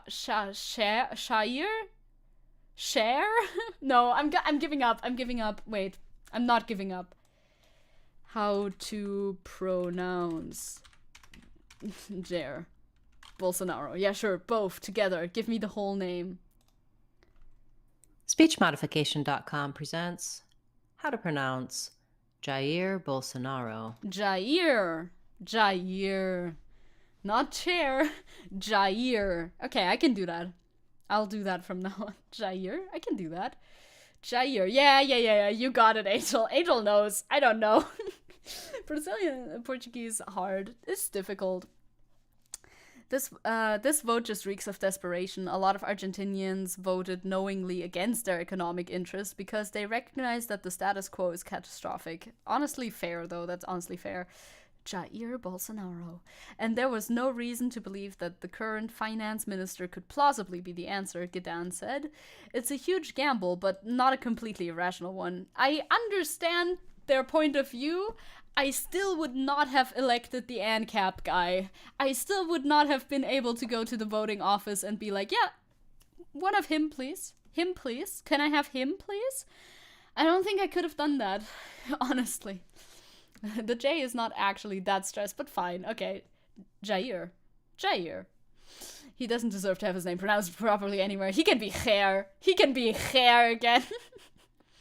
Gedan said the election of such a radical and inexperienced political outsider thrust Argentina into uncharted waters. The real risk is that Argentina melts down in his attempt to radically transform the economy. That would look like a massive social unrest, national strikes by unions, potential political violence, and stresses against the democratic institution. There is a pretty dark scenario if, in fact, he pursues aggressively his maximalist vision for Argentina. Yeah, Gerald of Rivia. His name is Gerald of Rivia. Imagine what 143% inflation feels if they actually decided to vote for him, because it can't be any worse. That's, yeah, I mean, I can already feel like the 8 or whatever % that we had in our peak like last year when German inflation was kind of like, ugh. You know, you notice it already. I wouldn't, like, don't you just fucking die when it's 140%? Like, what do you even do at that point? You just die, don't you? Like, how the fuck do you afford anything? I don't know. I cannot even picture it, honestly. America has been on fire because of like 12% inflation. You just perish, I guess, right? Once again, you have returned. Go unions in Argentina. I hope things are going to go as smoothly as they can, honestly. I already struggle in Germany. Exactly. Handshake emoji. It's like, it's hard enough. Imagine having fucking money, dude. So is he gonna be in office dressed in the supervillain outfit? Probably, Joseph, probably. It can't get any worse, is what I say every new year. Aw, same. You get an achievement when you reach 100% and then you die. I would imagine so, yeah. Because like I said, 8% is hard enough, dude. I don't want to imagine 140. I mean, they gotta raise pay, right? And then it just makes inflation even worse because there's more money around. I mean, we know how that works, so I don't know. Ruin my life, any % speedrun? Interesting speedrun idea. After hours of tension, let's finish the article real quick. There was an explosion of noise on the streets of Buenos Aires as news of the results spread and citizens reacted with a mixture of joy, apprehension, and anger. Vamos Milei, the change is coming. One woman could be heard shouting from a balcony in Recoleta, not far from the president-elect's campaign headquarters. Never again, a male voice bellowed in reference to the human rights violation that took place under Argentina's military regime. Milei is the dictatorship. Well, that's it's gonna pan out some sort of way. Angel saying, isn't it like the election of authoritarian populist leaders like Bolsonaro, Duterte, Trump, Milei, et al., somewhat like the natural progression of the failure of the former liberal reformist leadership or so-called leftist administrations, maybe? I mean, for sure, people turn to authoritarian, populist, right-wing, fascist leaders in times of economic crisis. That's like historically what happens a lot. But I feel like they should look inward and into a different direction, because it never turns out well is the problem, isn't it? Argentina decided to check what's the highest inflation that you can have. I mean, God, what was the Weimar Republic inflation like? I think there's some air. There's some air to go upwards, I'm pretty sure. Yeah, exactly. Crow, look at Germany's hyperinflation in the 30s. Yes, that's some pretty good percentages. Auntie is saying, I'm pretty sure I can hear women shouting weird stuff here as well. There's not a basis of political sentiment, right? So true. Right, I think it was more than 1,000, I'm pretty sure. Ooh, you decided to check Russia's inflation in the 90s. How's it looking? How's our percentages looking? I remember we saw images in history class of children making kites out of money because money was more useless than paper. Oh, that was 245. Damn, that's a whole 100 more than Argentina. That's no good. That's no good. We're swinging. Fuck, it's him again. We're swinging these numbers around like it's nothing. They're gonna arrest your ass. Yeah, of course. Right? When he came back. Oh my god, the dream video started playing. The dream video started playing and I don't know why it started playing. I was so confused. I thought it was like an alert or something. I'm like, huh? Wait, what's going on? Yeah, people using wheelbarrows of cash to buy bread. Yep. Dream jump scare. Well, it was actually Gumboy. Gumball jump scare. I forgot that was open, and why did it start playing? I don't know. Yeah, bread prices were rising during the day in Germany back then. Yeah, it was really bad. It was very bad. Mega Man 2 looking crazy. He looks like he's out of Mega Man 2. He really does. Fucking Melee, dude. Fucking Melee. Wheelbarrows full of cash for bread? Why don't they just eat cake then? slash sarcasm. I mean, did you know that actually that's a misquote? She never said it like that. Did you know? So yeah, Argentina, I'm really sorry for you. Don't cry for I'm gonna cry for Argentina actually. You have a wheelbarrow in this economy? I mean, you still had that before, I would assume. What was that whole dream thing even about? I missed it, that one. It's fine. It's fine. It's like a long story. He's been accused of grooming, and then he shot back by exposing something completely unrelated. Basically. Wheelbarrow full of cash just to buy a wheelbarrow. It's actually a One Piece quote. Oh, I see. I did not know. I'm not cultured in the arts of One Piece, actually. Yeah, nothing new for Dream. Really nothing new. No, it's been going on. It's still ongoing. There's receipts from like 2019 coming out. So nothing new is a good way to describe it. We should watch the videos because holy shit, that's gonna take so much time. Because I did say I wanted to watch both of them. Although, what if we just watch one of them? But like one of them doesn't go into it as much. What if we start with the Nusagi one and then go to the Rev one? But the ref one is more explicitly about what we're talking about. I fucking didn't do the markers. Oh no! Infinite small amount of money glitch is buying wheelbarrows with cash filled wheelbarrows. Yes. Chris is saying, and here Mr. Beast has a wheelbarrow and he bought a car with pennies. You know, as you do. Are we gonna watch Rev or not? I'm like trying to look at the time. We're like halfway. Let's watch Nusagi first and then Rev if we want to or not. And here I'm doing the AOE2 infinite relic glitch to earn more money, and you can't stop me. Do it. I did promise Siska not to not show Rev. That is very true. So this might be a good idea then to just skip over that video because like we don't need it. We don't need it necessarily. You say that we don't just watch them both at the same time and play both videos at once. Burple is the smallest person here. Why did I want to say smallest? Smartest, the most intelligent person here. Amazing idea. Do it.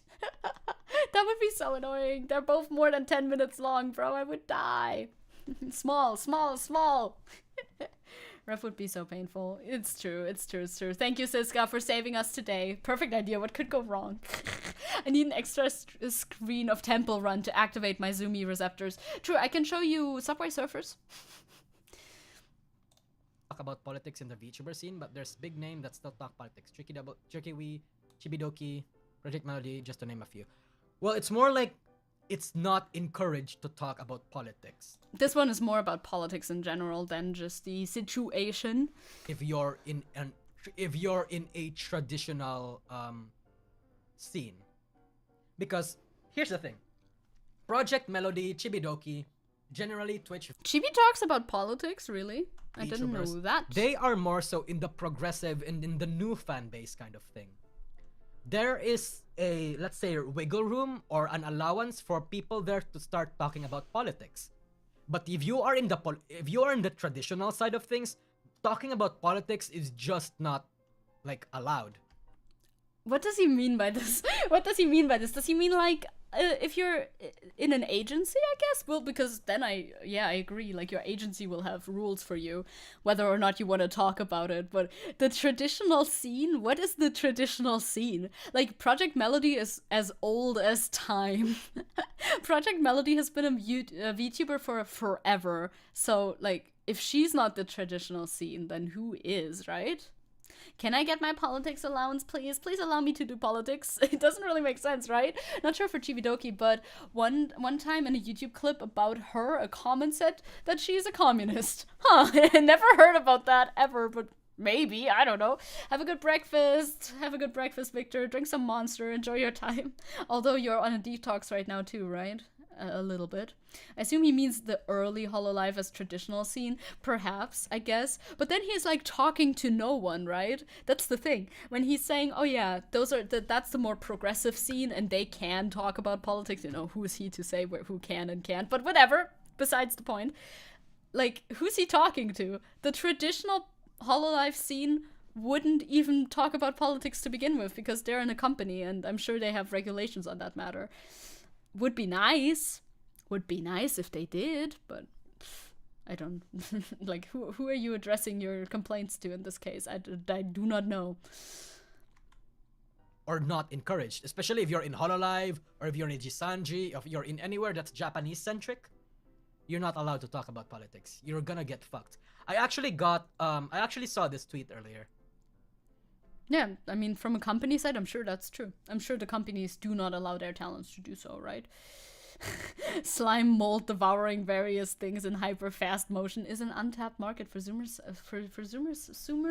Zoomer side videos. Oh, okay. It's I'm actually suffering from monster withdrawal. It's very annoying and painful. Yeah, I've been there, done that, messed around. I'm currently fine. Also on monster withdrawal. Well, not really. I'm just without it, but I've been for a bit, so I'm fine. Please don't harass this person. Let's just discuss about politics in the VTuber industry generally. The companies disallowing what real human people can talk about, of course, is no way dystopian. Yeah, like that's besides the point, of course. But yeah, like I hate companies for that reason, or these companies for that reason.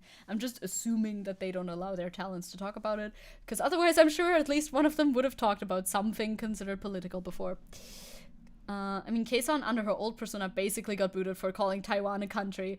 That is true, although I'm pretty sure that Hololive was very Hololive wasn't like, oh, you called Taiwan a country, now we're gonna boot you immediately. It was mainly because of the actual harassment that she received in droves from so-called fans or, you know, antis as well. Like, I don't think that the company was eager to do that. Yeah, it was from Hololive at the time, but like, I'm pretty sure they wanted her to stay, but she couldn't under the conditions because of the harassment campaign and everything.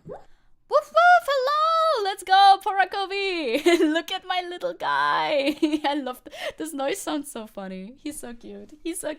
I made the animation. Oh my god. Woof woof, woof woof. It's less like bork bork, it's more like woof woof. So cute. Thank you for the follow. Thank you. I appreciate it. Do we have 50? We should have 50 now. It doesn't update live, at least not on the thing. It updates live somewhere else, but the actual tracker updates a little bit slowly. So we'll have to see. 51 should be. Oh, let's go! No mames, 50? It's 50. Let's go. Woof woof. It's woof woof. Thank you. Welcome. So there's this VTuber called Aurora Machinaria. Exactly. We wanted to talk about Aurora. Tenshi bark, Tenshi woof woof, Tenshi dream noises, actually. That was him dreaming. I don't know what he dreamt. Probably chasing something. And she's getting a lot of shit. So, again, no hate to this person. Someone just tagged me in here. And you know what? Maybe I do appreciate it because it's an interesting point of discussion.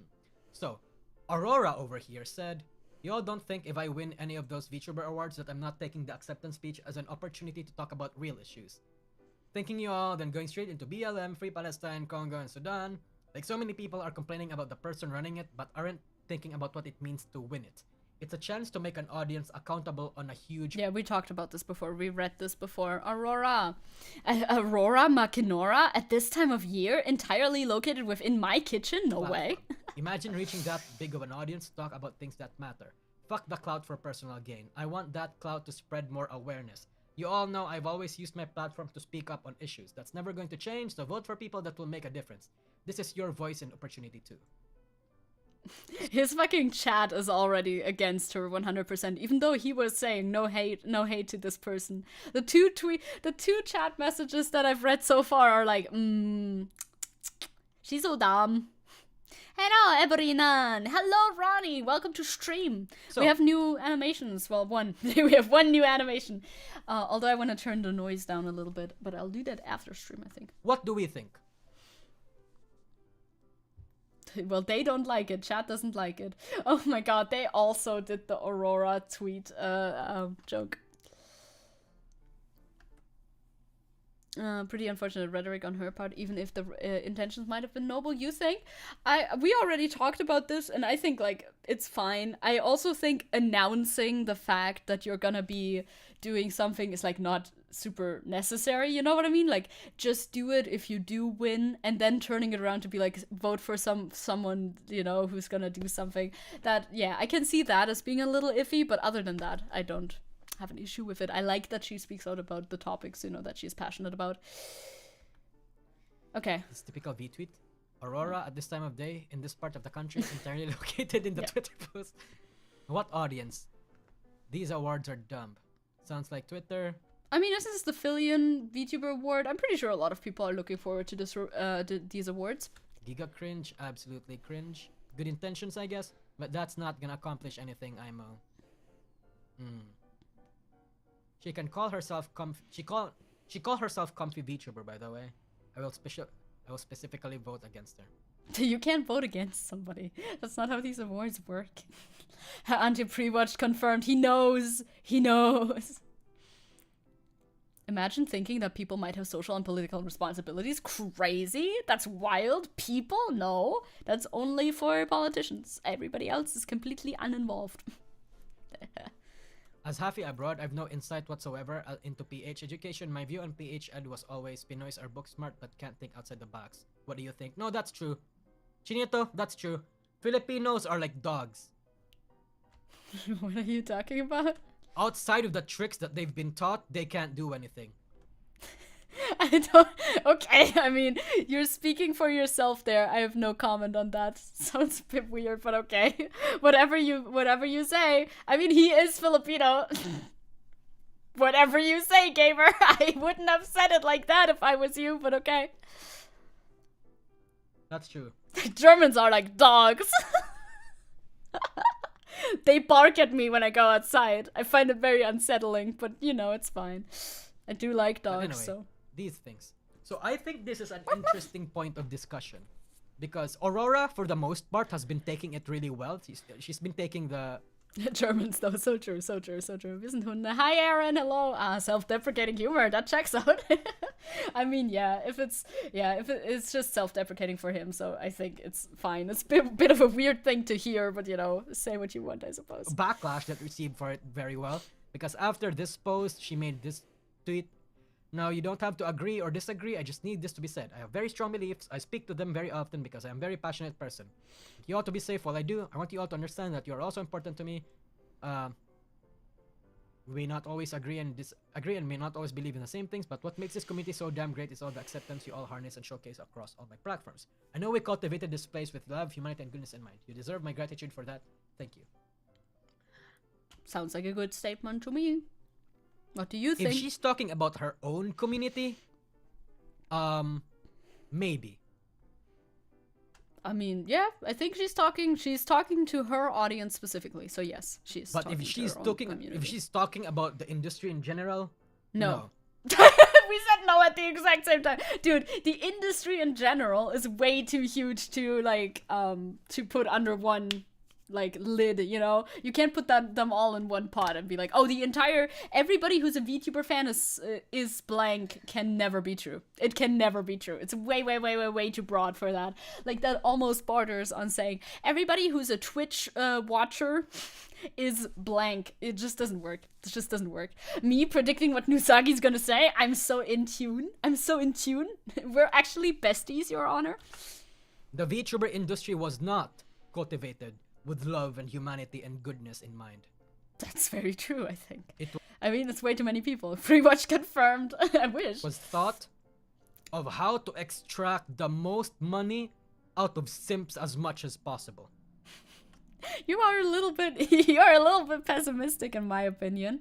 Like, I'm sure companies maximize for profit. That's true. Companies maximize for profit. But if you say VTuber industry, who do you mean? Like, Aurora isn't part of a company as far as I know. I mean, I would be surprised at least. Are you? Project Valkyrie. Maybe that's a company. I don't know. It says over there. But I think companies for sure, they always maximize for profit. But like indies don't necessarily maximize for profit more than any other streamer, you know? That's true, but I think this has a hint of what he'll show later about his views. I think so too. Eclipse is saying, I watched another VTuber saying that VTubers should and shouldn't be political, and they provided the example of Iron Mouse should be allowed to talk about her health issues and or medical health care. That's interesting. That's like the same sort of rhetoric where it's always like you can only talk about things that directly affect you, which, to be fair, a lot of politics, even more broader topics, do directly affect a lot of individual people. So even then you would be allowed to talk about a lot of things still. But also, I don't think that you need to be directly affected by an issue in order to have an opinion on it. Like, you can inform yourself about an issue that doesn't directly, like, one-on-one directly affect you as well. In my opinion, InSync. You clipped the no. You clipped the InSync no. Let's go, Angel. Yeah, I also think VTubers should be allowed to talk about whatever the fuck they want. And if they talk bullshit, then they will get the repercussions for that. As simple as it is. We're the most free speech out here, honestly. We're #1 most free speech. Everything affects everything somehow anyway. Exactly. There's nothing that doesn't, like, concern you at all. Like, even if it's far away. So many people are complaining about the person running it. People are complaining about Fillion. I'm sure some people are complaining about Fillion, probably. I don't know. I didn't know that. Actually, can we stop saying the same thing, please? It's getting concerning. I don't know that. I'm gonna have to look that up later. But the said VTuber said that they should be allowed to talk about anything, but not to be expected to talk about or not talk about it. I vibe with that too, Eclipse. I vibe with that too. Like, my opinion on that has kind of like shifted back and forth a little bit, and I'm still not like 100% settled, honestly. Like, you shouldn't force somebody to speak out on an issue, but of course I think it's great when people do speak out on an issue, but I don't think you can force anybody, or, well, I mean, you definitely can't force anybody, but I also don't think you should expect people to speak out on issues. You should rather just be glad when people do speak out on issues and support them more because they spoke out on certain issues, whatever you're, like, thinking about at the moment. I guess. I didn't know that. But aren't thinking about what it means to win it. Like, I've gone back and forth on this, but that's where I'm at right now. So I guess a lot of you don't necessarily agree with everything, and neither do the comment sections. Look at this. Yes, I've looked at this. That's the Burning Bridges comment. Look at this. The lore on complaints about Fillion is calling her racist because of an old joke, which was, don't read aloud just in case. Okay. Or something like that. Yeah, those are always in bad taste. Has she apologized for that at some point? Or, like, not? Because I've seen other people be in controversies about similar jokes. It's not a good joke. You shouldn't make that joke, 100%. Like, that's a very, very bad joke to make. Hey, Marina is here. In the comment section. He's just highlighting random things, trying to read. The real heat is in the quote retweets. I can tell him that. Like, if you want to see people being really mad at this, go to the quote retweets, because that's where the heat is at. Actually, don't know if she's apologized. She should, I think, at the time. Well, if it's like...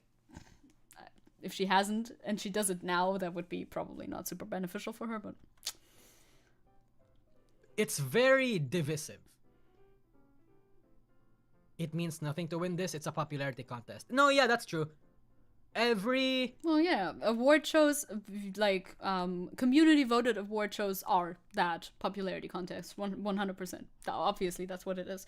But, like, you can use your platform, the platform that you gain by winning it for, you know, something, if you want. Like Aurora said, you can use it as a platform to speak for, out for Palestine or something. VTuber, like, oh, not VTuber, every award show is inherently a popularity contest. But it is a... Yes, unless it's like jury voted, like the fucking Oscars, then it's a different contest altogether. A bad one, that is, because it's voted by a group of like potentially out of touch people. Using that platform for this, embarrassing. What are we looking at? Yeah. Oh, cute. Thank you. Oh my god, getting votes in the VTuber award? Aw. Thank you, Angel. That's very cute. Thank you. Oscars are worse than a popularity contest. That's what I'm saying. Yeah, that's what I'm saying. Like, that's even worse. Popularity contests make sense. That's just what they are. Thank you, Angel. Very cute. It's not voting yet, sadly. League of Their Own will always be Doug to me. Doug? Who's Doug? Do I know Doug? Also, Aaron said, so Face Connect has a new generation coming out. Who knows? Maybe they'll be looking for members who aren't insane. I don't know. Means to just have fun. But yes. So, this is very divisive. Douglas, the Almighty. Of course, I definitely know them. I'm definitely aware of them. An interesting point of interesting thing to talk about. But hold on. But I don't think her original tweet is being realistic. At best, she will be looked at as the kid that broke into the Game Awards some years ago. Yeah, true. I mean, if she would have won, though, her tweet alleged, like, the kid that broke into the Game Awards, first of all, what he said was very disjointed. I remember that. It was disjointed shit. And also, he broke in. He didn't win, you know? She would have won in this scenario, so it's a bit different, right? Eclipse is saying it happened that a guy came to another VTuber I watch, and out of the nowhere he brought up Skullgirls controversy, and she made fun of him for being riled up about such a non-issue. The Skullgirls, I actually watched I watched a video on that recently, and it really is quite the non-issue, right? Like, when I was actually like learning about it, I'm like, okay, I thought there would be like more going on. It's very much like infighting in a company. It's honestly not that interesting. If she broke into the VTuber Awards and said Free Palestine, it'd be fucking awesome. Honestly, not true. Like, that would be way different than his example. If we think about it, if she wins one of these awards, yeah, her talking about Palestine or BLM or Congo or Sudan and all the political topics she has in mind, it's not gonna make a difference. That makes a bit of a difference. If more people hear about it, it can make a bit of a difference. Vote for people that will make a difference. Unfortunately, Aurora, fact is, anybody that's gonna win this award show and talking about certain issues isn't gonna change anything. It changes a bit by making people more aware of it, honestly. It is doomer brained. It's very much doomer brained. It doesn't make sense. Like, a lot of people are just simply like not talking about it and then keeping their entire communities unaware. Just awareness is an important part of this, like 100%. And as we've talked about, like last week as well, acceptance speeches have been used in order to, you know, display political causes for forever. So it's well within tradition of acceptance speeches for stuff like this. It makes sense. The point is to spread awareness, like that. We've seen it make a difference. Because people are aware and because people are no longer falling for Israeli propaganda. That's why the whole like perception is so different, right? Yeah, basically one of the most known about events in VTubing, and he thinks it'll be pointless. Yeah, I guess that is the doomerism of him, isn't it? Eclipse says, I can tell you, I've been playing it like Skullgirls since it was renamed second course, and and the changes were for differentiating it from the real world. Is that Skullgirls? it will do two things. One, I'm listening. make people angry that you're being like, you know, that you're ruining the mood over here. And and yes, and if people get outraged and angry about it, I feel like so be it. Like let them be angry then. That you're putting politics in a place where politics should not be. Once again, acceptance speeches for various awards in Hollywood, etc., have been used for politics forever. No. People are gonna be mad that you're like. No, not the mood. Ugh, anything but the mood. Wait, real life exists? No. And I am reminded of that sometimes? That is a crime. You know, souring the mood for everybody. And two, the people that do support her is going to like praise her. Yes. Clap for her, and forget about it 1 year later. You're saying that. You're saying that based on absolutely nothing. You're saying that based on nothing. It is a real criticism to bring up how people, you know, how subjects such as Palestine are being forgotten about. That is a real criticism to bring up. But like, you're basing this off of absolutely nothing and on her community specifically, which you have no proof for. Vote tick. Let's go. Vote tick. Vote tick for VTuber awards. Let's go. Vote for ticks. More ticks in VTuber awards. No, kitten, don't have an opinion. Just enjoy the mood. Exactly. That's so cringe. That is also a weird take. Like this tweet exposing her existence to us. Like, yeah, more people are learning about her because of this controversy or whatever. You know, I feel like it's barely a controversy, honestly. So it's obviously having an effect, and even then, it's better to talk about it for a year than to never talk about it. Like, yes, it's a problem that people stop talking about important issues once they are not, like, popular to talk about anymore. But I still think it's better to be aware for a year and campaign for, you know, for changes for a year than not to do it at all, right? Yeah, this is, it's this cynic and nihilistic flight into entertainment that I really disrespect. Yeah, like, why so nihilistic, gamers? Hi, Calix! Hello! Do you know that I'm dual streaming, simulcasting to Twitch as well? Hello, Calix, in YouTube chat. If you follow me on Twitch, I don't know if you have an account. If you follow me on Twitch, you get a funny little animation of Tenchi. It's very cute. It's inherently disempowering to say that activism does nothing. And it's also false. It is also simply false. This just keeps the status quo, right? It's like, oh, you as a single individual, you can't do anything. There's no possible way that you could ever make change happen in the world, so you best not even try. Yeah, that'll do it. That'll make the world a better place. Blank saying, that's the fundamental brain worm of so many people, that people will only ever do any form of political advocacy to get egotistical pats on the back. They can't conceive that people might actually care. It's so true. It's so true. Like, it's always the call to, oh, you're doing this because it's the trend right now. You're doing this because it's trendy to speak out right now, and you're just doing it for clout. I really don't think that speaking up alone will give you that much clout, you know, if you don't actually stand behind your beliefs. Right? It's so doomerous. It's so doomer. It's so doomerism. So doomerism. What did I miss about that VTuber? I was gone for a while. He's talking, little guy in the bottom left corner, halfway hidden by my overlay, talking about whether or not it's useful to advocate for anything ever, I guess. Doomerism is brain poison. In fact, it's sad. Both demographics are gonna forget about it 1 year later. To be fair, most people view spreading awareness as activism. Oh my god, it's Tenchi! Oh my god, it's Tenchi! Hi, Cloud! Hello! We're talking a lot. We're talking about a lot. We're talking about a guy, talking about a tweet, talking about Palestine. talking about. Also, I'm simulcasting to Twitch. Letting you know, on-screen chat is Twitch chat. And Tenchi is chiming in. Of course, it's harder to do, also to respond to Aaron, of course it's harder to do, like, activism that does anything. It's hard in general. to do to be able to provoke actual change. Hence why the doomerism is so like easy to fall into, I feel like, because it is hard. It doesn't work quickly. It doesn't work. Sometimes it just doesn't work. Like you are trying to do an effort in order to persuade your government to do this or that, and it just doesn't work. But you gotta.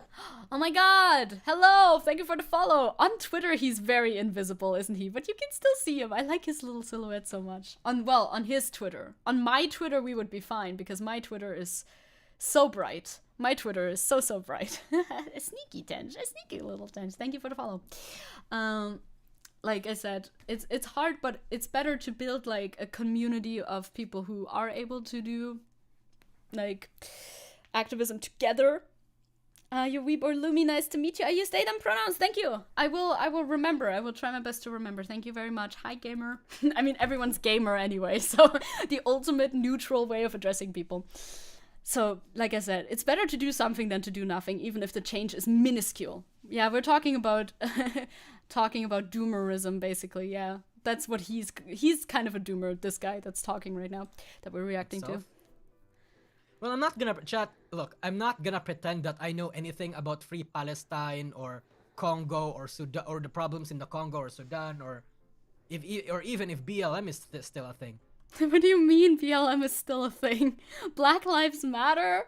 Yeah, obviously that's still a thing, dude. What do you mean if it's still a thing? I remembered back then that BLM's like organizers are like have been like revealed.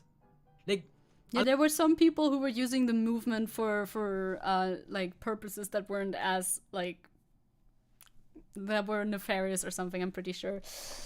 I drew it myself, yes. My model, yes, I made my model myself. I'm gonna make a winter version soon, I think. I made it myself. I rigged it myself. I made everything you see myself. Because that's what I do. Like, he's talking about the orgs, right? But the orgs are not the entire BLM movement. Like, the BLM movement, just like leftism in general, just like Free Palestine, is, like, not headed by a single organization. Just like Antifa. You're not like, oh, Antifa, this is the leader of Antifa. That's not a thing. That doesn't exist, okay? There's no one single leader or one single organization that is the entire movement. It's a movement. A lot of like the BLM. Yeah, Doom, not Dahmerism, goddammit. Don't worry, Cloud, you got it. Some BLM organizers have been revealed to actually be pocketing a lot of the donations. Like, a lot of bad people actually taking advantage of a good cause or whatever. But I'm not gonna pretend that I know anything here, okay? I'm not gonna comment on all of these topics. This guy. Yeah, he hasn't had the most big brain takes so far, usually. I'm just commenting on, like, the action of it itself. Huh? In the VTuber industry, everything forgets in a year. Dude, on the internet, it's a problem too that people forget and move on. But like I said, I would rather people talk about it now than never talk about it at all. Once again. Mr. Antonio Fa, the secret leader of Antifa. Oh, it's him. No way. I'm hereby applying as the role of president of Antifa. Mostly just doomer than stupid right now, but in general, yeah, a bit. Cloud is saying, I am a pessimist by nature and trade, but when I notice doomerism in my brain, I point it out and I go counter-revolutionary. Jot that down. So true. It's so true. Like, I do understand doomerism and how it like occurs because everything does feel kind of shitty and it seems like things are getting worse a lot, right? But that's not helpful. That train of thought isn't helpful. You can recognize it and then work against it, you know?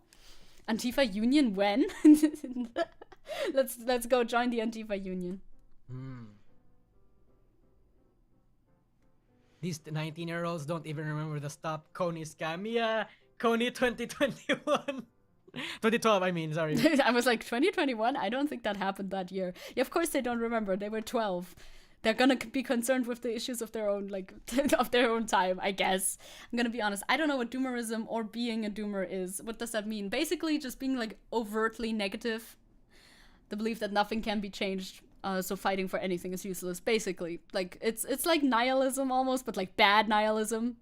Passive nihilism. Nihilism that's not like the good type of nihilism where you're actually like, nothing matters, so why not? But rather, nothing matters, so why try, basically.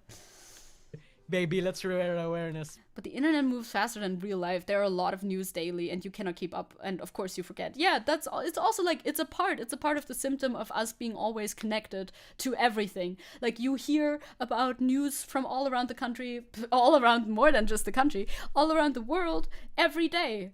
Of course it's gonna be like hard to keep up with everything if you try to, but still, proud Antifa union member, I want to be paid more per protest. Yes, please. I want my Antifa Tarifvertrag, please. It still hasn't arrived in the mail. I gotta sign it.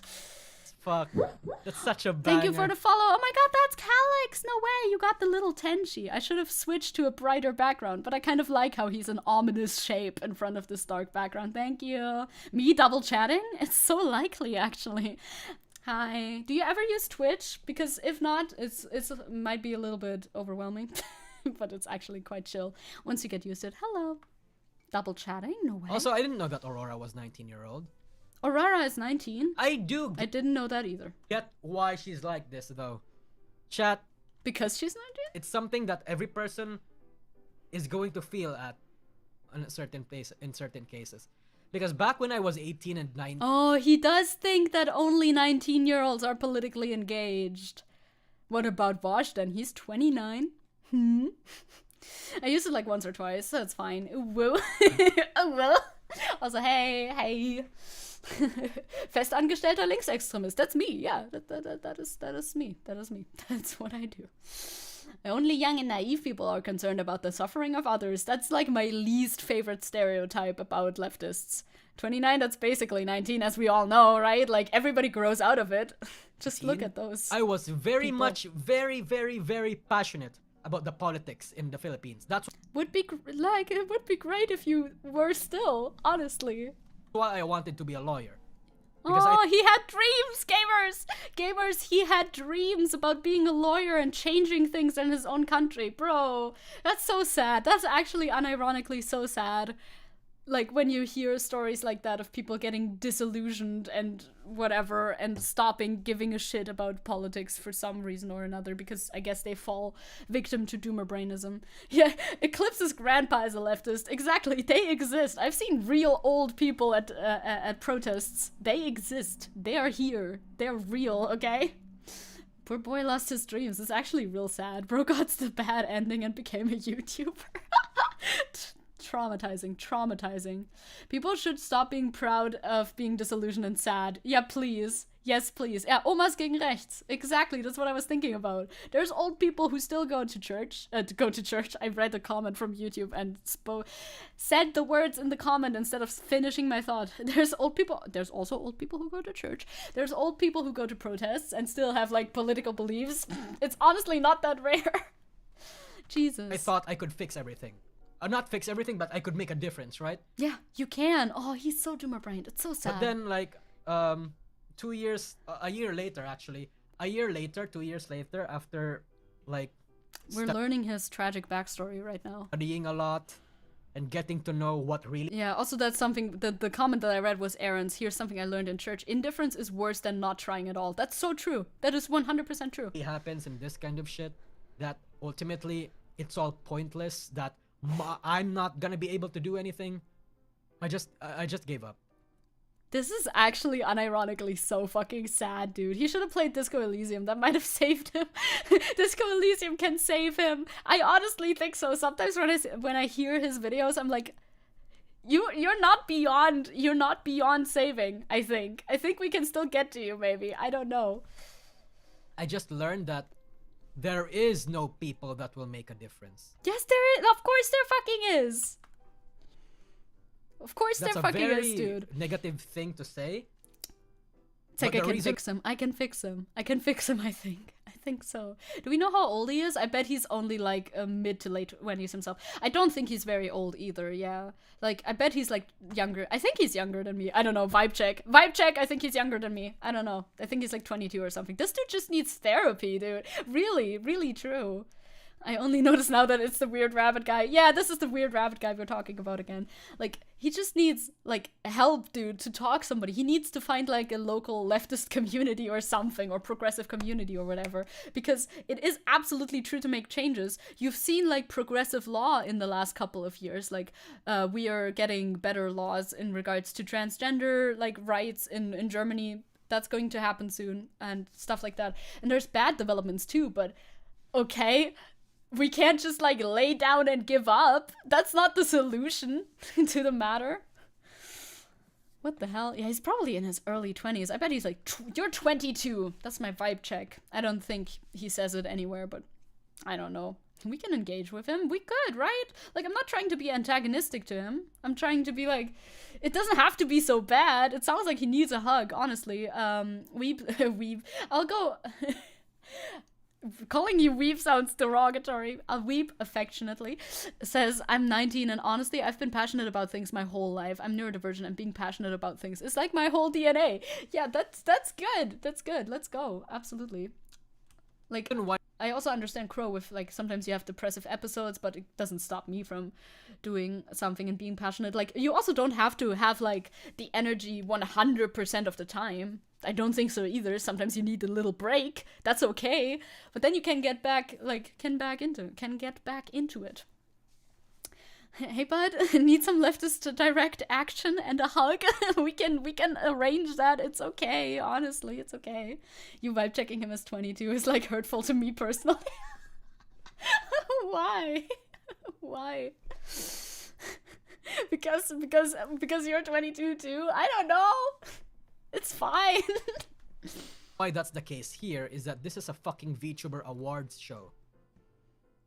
Yeah, people saying, like, in his chat, I saw that. People saying grow up about being politically engaged. I will never understand, dude. You don't have to grow out of politics. That sounds like the stupidest thing ever. Like, you have way more... have most likely way more influence when you're a little bit older, when you're, like, in your 30s or something, if you're able to, like, actually, like, run for positions and shit like that. Why would you grow out of politics? Why would you have to grow out of politics? I'm dissing all the kids. Yes, I was assigned 22 this year, and I don't like it. Assigned 22. By God. Your vibe check says he's 25. I don't know. The older I get, the more political I get. Same. For me, same so far. Yeah. Can someone tell Biden to grow out of politics? No, we still need him for... We still need him for another term, please. Like, being political is like a grown-up thing. I thought so, too. Assigned 20 at birth. Oof. You know, a place where things can make a difference? In fucking Senate hearings. In a, like, House conference. With politicians, that's where people... That's literally what I joked about. Like, a couple minutes ago, I joked about the fact that only politicians are making politics. People are completely uninvolved from politics. You know that people, like, democracy is all about the people being involved in politics, actually? Did you know that? Did you know this, actually? Jesus Christ. Are gonna make a... That's where things are gonna make a difference, but not here. Not here. Yeah, like, you're starting networking in the Philippines too, right, Angel? Angel is. You need to go... Angel, I have an important job for you. You need to find this guy, if you're safe, and give him a little hug, okay? That's all. Thank you. Not trying to start anything. Can someone tell Trump to grow up from politics? That's just my opinion, though. Oh yeah, Trump should grow up from politics, please. That guy, like, dude, you're busy being arrested. Go to jail, please. Poor Angel. I'm sorry, it's a hard job to do, but you know, it's a hard job to do, but somebody's got to do it, and you're location-wise the closest. No, I'm kidding. Of course, I'm joking. Zecke sends our regards. But no stabbing, okay? It's very funny in a sad way. Hence, sunny. How fundamentally this guy misunderstands political action. Yeah, it's sad. It's very sad. Cloud is also saying, I think his problem is that he tried to change the system from within, psychoanalyzing a random YouTuber I've never heard of before. No, he tried, I guess, but he didn't try for very long. I don't even think did he become a lawyer? I don't know. Oh, you already did. You already hugged him in the comments here. The problem is maybe the comment was too long and maybe he couldn't see it. It's possible. It's possible. It's possible. Give him some psychic damage on the way. I can't seem in to the find a good way. healthy Good psychic damage, yeah. middle ground between these people and their overflowing idealism and my jaded cynical that laughs at them for it. Yeah, true, Blaze. True, Blaze. That's me too. You can be cynical and be a leftist. You can absolutely. You don't have to be an idealist to be a leftist. That's also like a fucking thing people think for some reason. I feel like leftists are not idealists. We're very aware of how possible our whichever chances are, depending on what we're like campaigning for. I feel like most leftists that I've met are very grounded, you know? Not like some weird idealists that think, oh, everything will be absolutely fine. No worries. Be cynical and be leftist? That's only allowed for Fran. Don't steal her vibe. No, I can have some. Like, leftists can be very doomer. Like, and cynical is not even, like, necessarily doomer, right? It's not the same thing necessarily either. Marxism, Bidenism is inherently anti-idealist. It very much is. We're very much like, hey, let's compromise. We're gonna have to compromise here, and we're compromising here, you know? You can also be cynical and idealist at the same time. You just have to be a little bipolar. Everything's possible. Never give up. Never give up. Never back down. Never what? Never give up. Be realistic. Demand the impossible. Honestly. Anyway, I want to get through this video. Blaze, you've also experienced being, like, you know, being an anime character and fighting for what you believe in, right? You felt like that, right? And then as you age, you just lose it eventually. And it's a very sad thing, but it happens. It is a very sad thing, and it does not have to happen. Never give up. Never surrender. And I can't like find a method. Also, like, some people can't give up, you know? Like, if you're like a trans person, for instance, and you're living in, I don't know, the UK or some place, any place, honestly, like, giving up kind of means possibly letting the opposition outlaw your existence. So, like, it's not really about, hey, I'm just gonna give up, it's too tiring, I can't do this anymore. It's like, I kind of do have to continue doing this, because otherwise it might be real bad for me. Honestly. Never give up, never back down, never give up, never what? Healthy middle ground about it too. Like, when I see stuff like that, my reaction is that please prove me wrong and keep this idealism that you have even after realizing the truth and the jaded, like, negativity of the world. You can do that too. Yeah, like, if you want to. He seems like, yeah, exactly like what we talked about. Exactly, like, I'm non-binary, I can't give up. If I give up, they're gonna take my fucking rights away, basically, right? To quote Senator Armstrong, die, you little shits. Politics towards trans people. Sadly true. Sadly fucking true. Giving up as a trans person, fight for the right, basically means death. Depending on where you're at, it's literally true. Literally correct. So, like, not much of a choice there. He's like saying, I wish you didn't give up. I wish people don't give. You don't have to give up either. Just take a little break, you know, take it a bit slower or something if you need to do something to, I don't know, reset your mental health or whatever. You can get back in it too. You can get some, like, fervor for activism again too. Like, you can do it as well. It's not just for others. I hope it lasts. I didn't. Let's hope you do. And most of the time, they end up not being. Most of the time, they end up failing. Because it's really hard. Yeah, giving up on politics is a privilege. Like, that's simply true. That is simply true. So yeah, I think it was an interesting discussion to have. This is an interesting discussion to have, at least. Yeah, this discussion showed me that Nusagi, please, you can just go to therapy. You can figure it out. I believe in you. You too can be an actual leftist again. I will burn all bridges to stand with Palestine. You will regret this decision 5 years later. No, I don't think so. Not necessarily. Not necessarily. You yourself said that everybody's gonna have forgotten it in 1 year, okay? Everybody's gonna have forgotten it in 1 year. Then you will fail. True, Tycon. Tycon has it here. She will fail. Fail at what? She means this. She 100% means this. it's a good thought. The thought is good. In practice, no, it doesn't.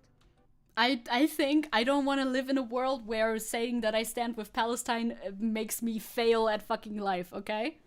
Fail at burning bridges? I guess. I don't know. Then you will fail. Very, very ominous.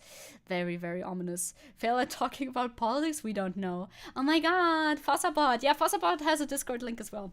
Regarding doomerism, was working on something so I didn't have time earlier, Euler says. Even when things are stacked up against you, there is literally no other option than going on. True.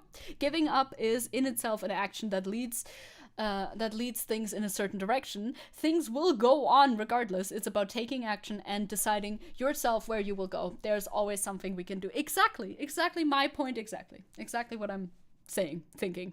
Same handshake emoji, okay? Dark Souls game over sounds stood with Palestine. Like, literally. Like, yeah, I understand there's, like, social ramifications for standing with Palestine. For example, like, Gigi Hadid, I think, has been facing a lot of repercussions for standing with Palestine. But I don't want to live in a world where standing with Palestine, for example, is like, punishable by whatever sense, by law. Like, in Bavaria, when you say for the river to the sea in Bavaria. Like, I don't want to live in a world like that, so we're gonna have to continue talking about it. That's exactly why Comrade Astley dropped his famous quote, "Never gonna give you up, never gonna let you down." So true. Thank you for that, Comrade Astley. Can I call you Rick, sir?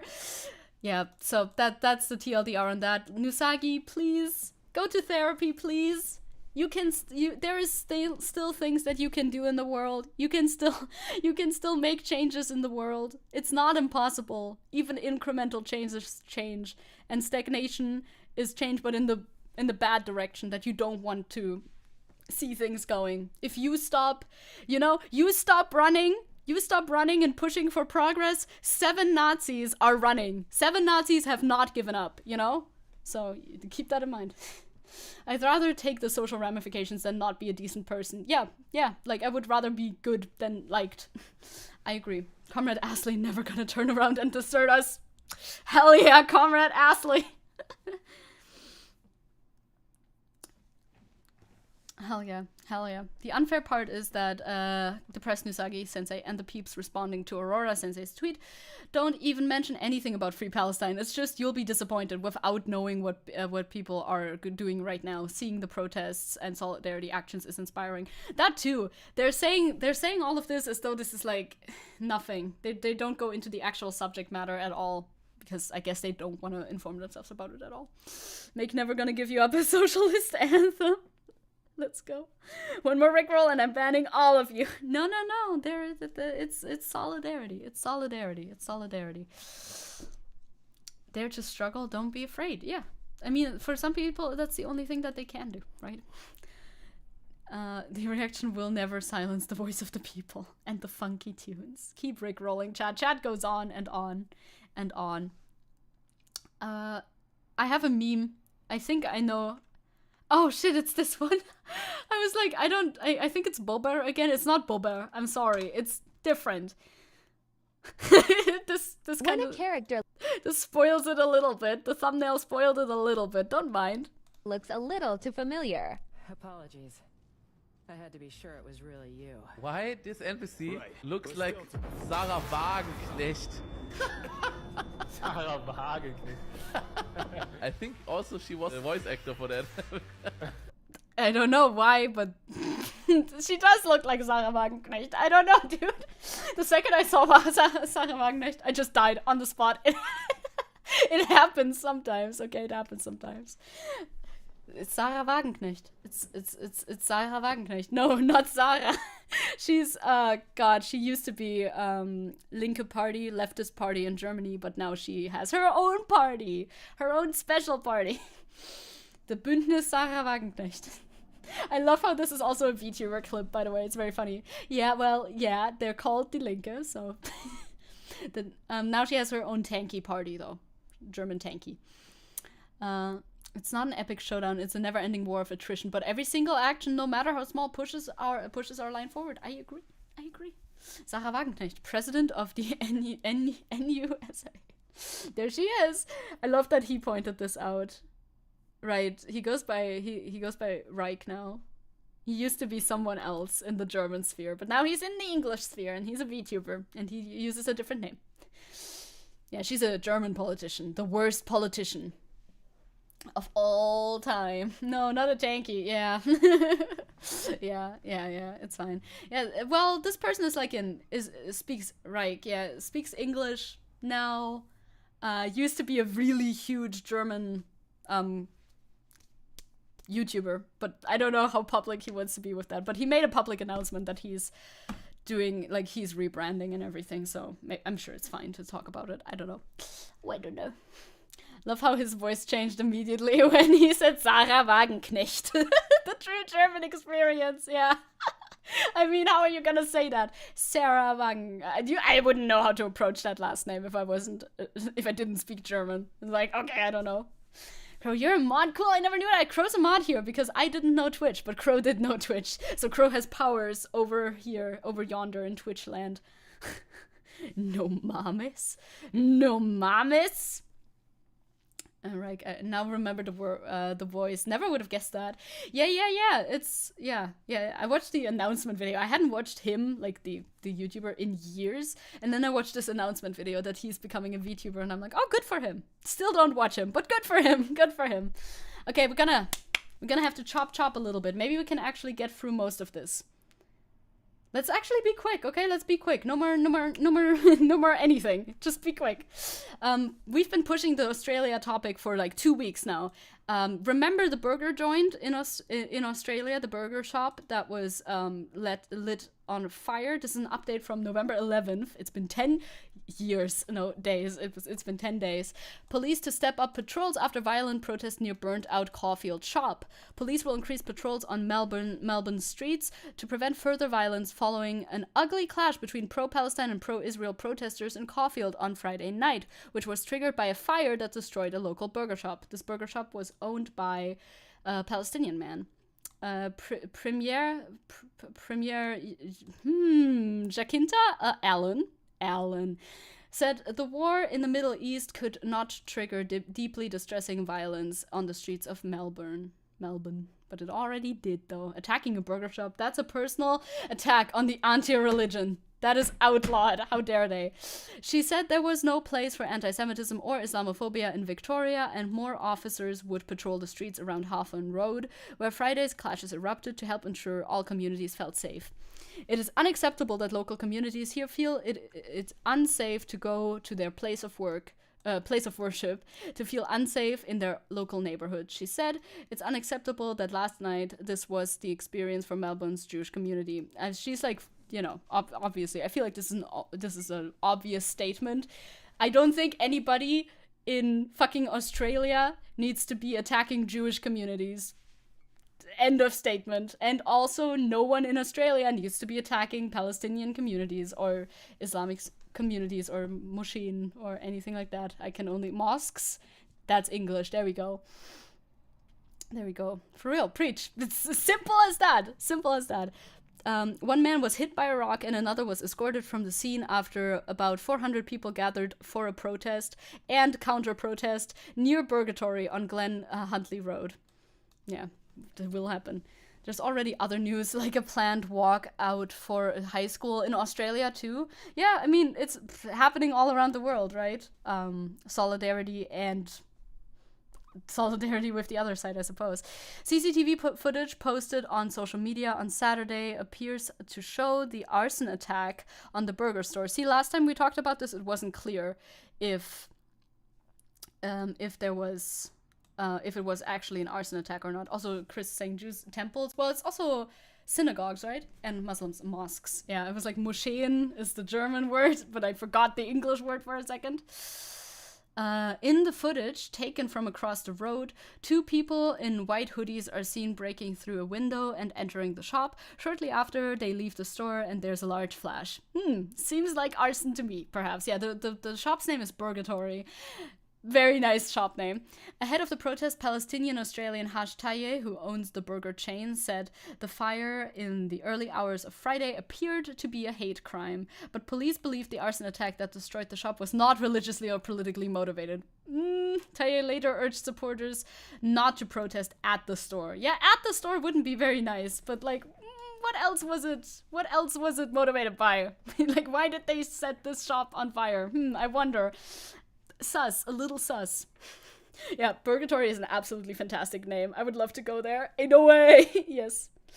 Would you go to Purgatory with me? Let's go to Purgatory together. I think Australia is the nearest place, right? It's the nearest place for us to all go.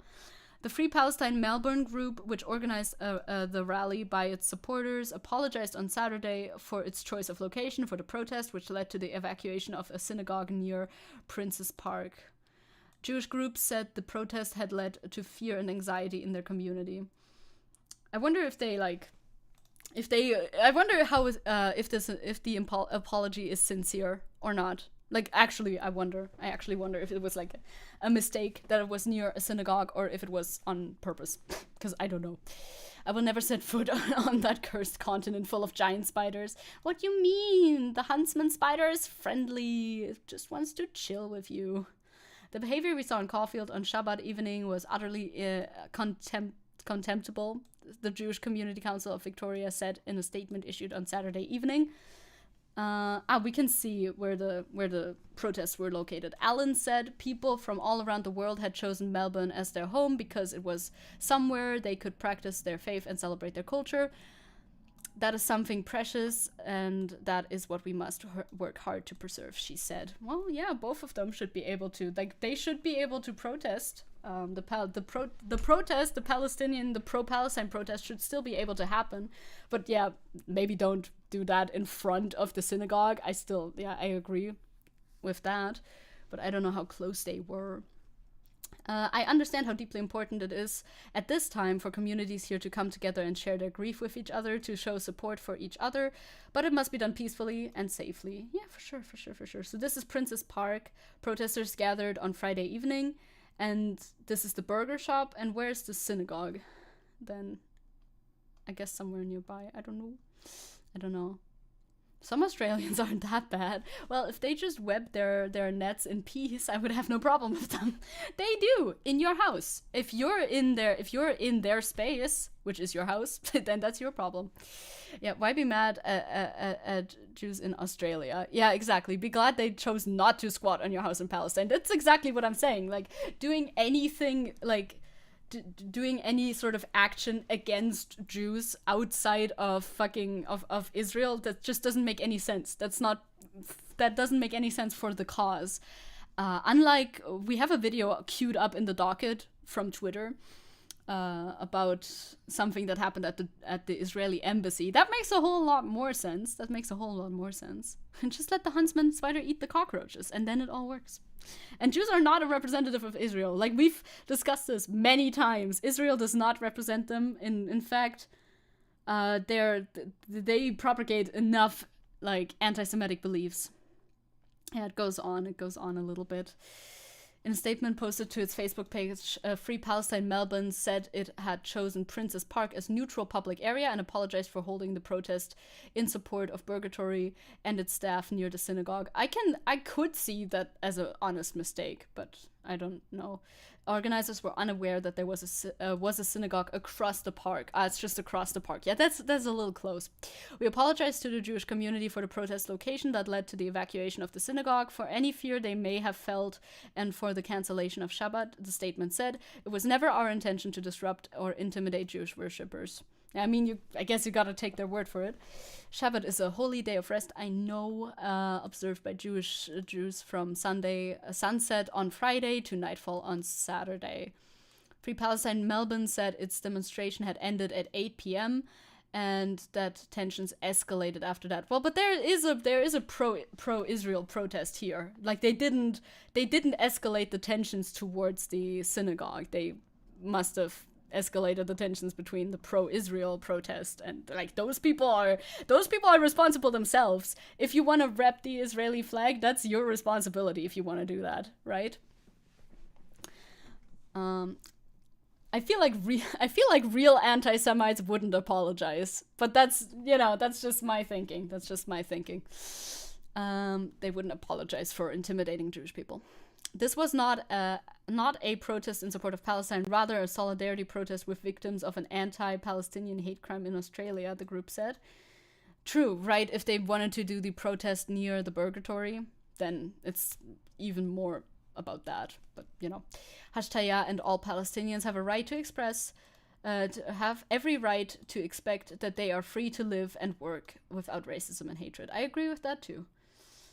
The protest created a heightened sense of fear and anxiety in the community and was highly disruptive for local residents, said, you know, the Jewish Community Council. Urged members to continue advocating for our community, for Israel, and for the safe return of the hostages while being aware of their personal safety. Well, I mean, if you're outspokenly pro-Israel, then you can expect a little bit of pushback, right? Calix is saying, with what I know from Berlin, if they wanted to, they would have probably done it directly in front of the synagogue if it was an anti-Semitic thing, honestly. Right? Like, it has happened. Like, real attacks against...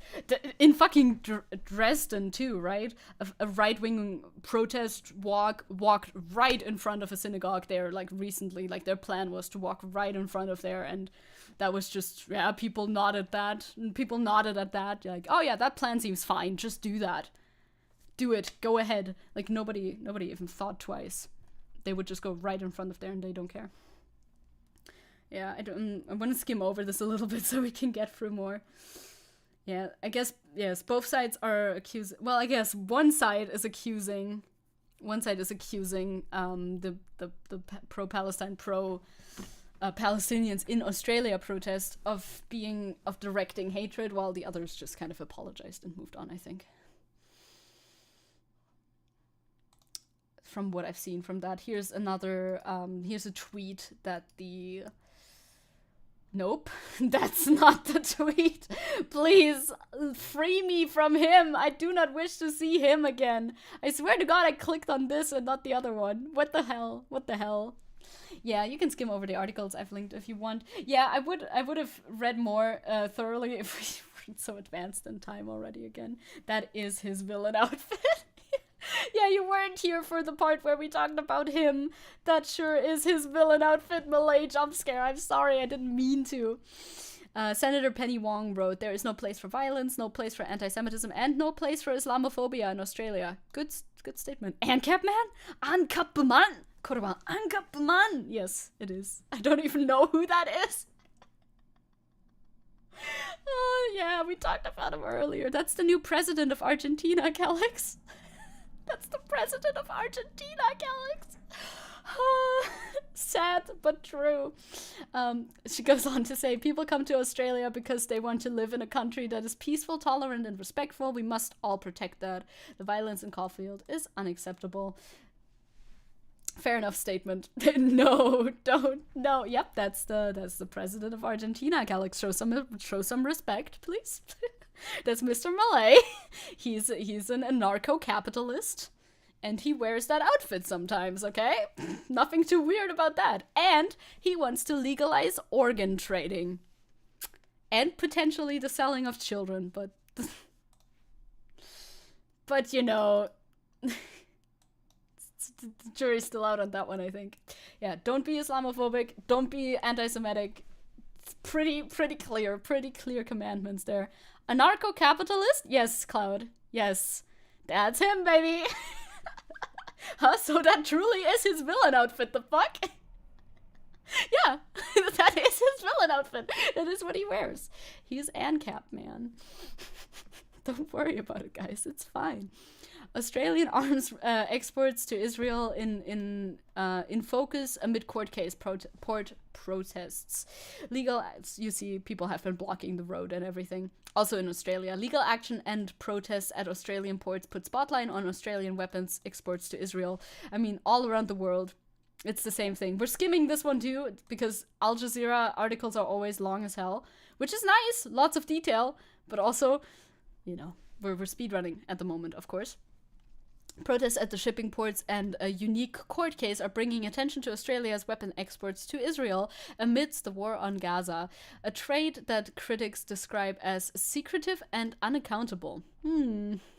So, as an anarcho-capitalist, will he accept anything as money? Well, he wants to dollarize the economy, so I guess it's just dollars for him. He wants to make Argentina great again.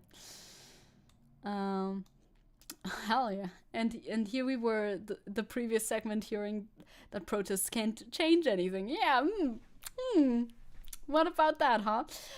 Few people know that Australia has one of the most secretive, unaccountable weapons export systems in the world, Australian Greens Senator David Shoebridge told the Australian Senate on Tuesday. A legal challenge launched in Australia's High Court on Monday by Palestinian and Australian human rights organizations is also seeking to shed light on shadowy trade. No more shadowy weapons trades for you, Australia! Bad Australia! Stop it, Australia! The case, which was a first of its kind in Australia, comes as Australian supporters of Palestine have joined the international Block the Boat movement to protest against arms shipments to Israel. We've seen like the jet skis, right? We've seen the jet skis. They're around. Unaccountable? As a former accountant, I disagree. We can account everything, actually. But they don't want to, though.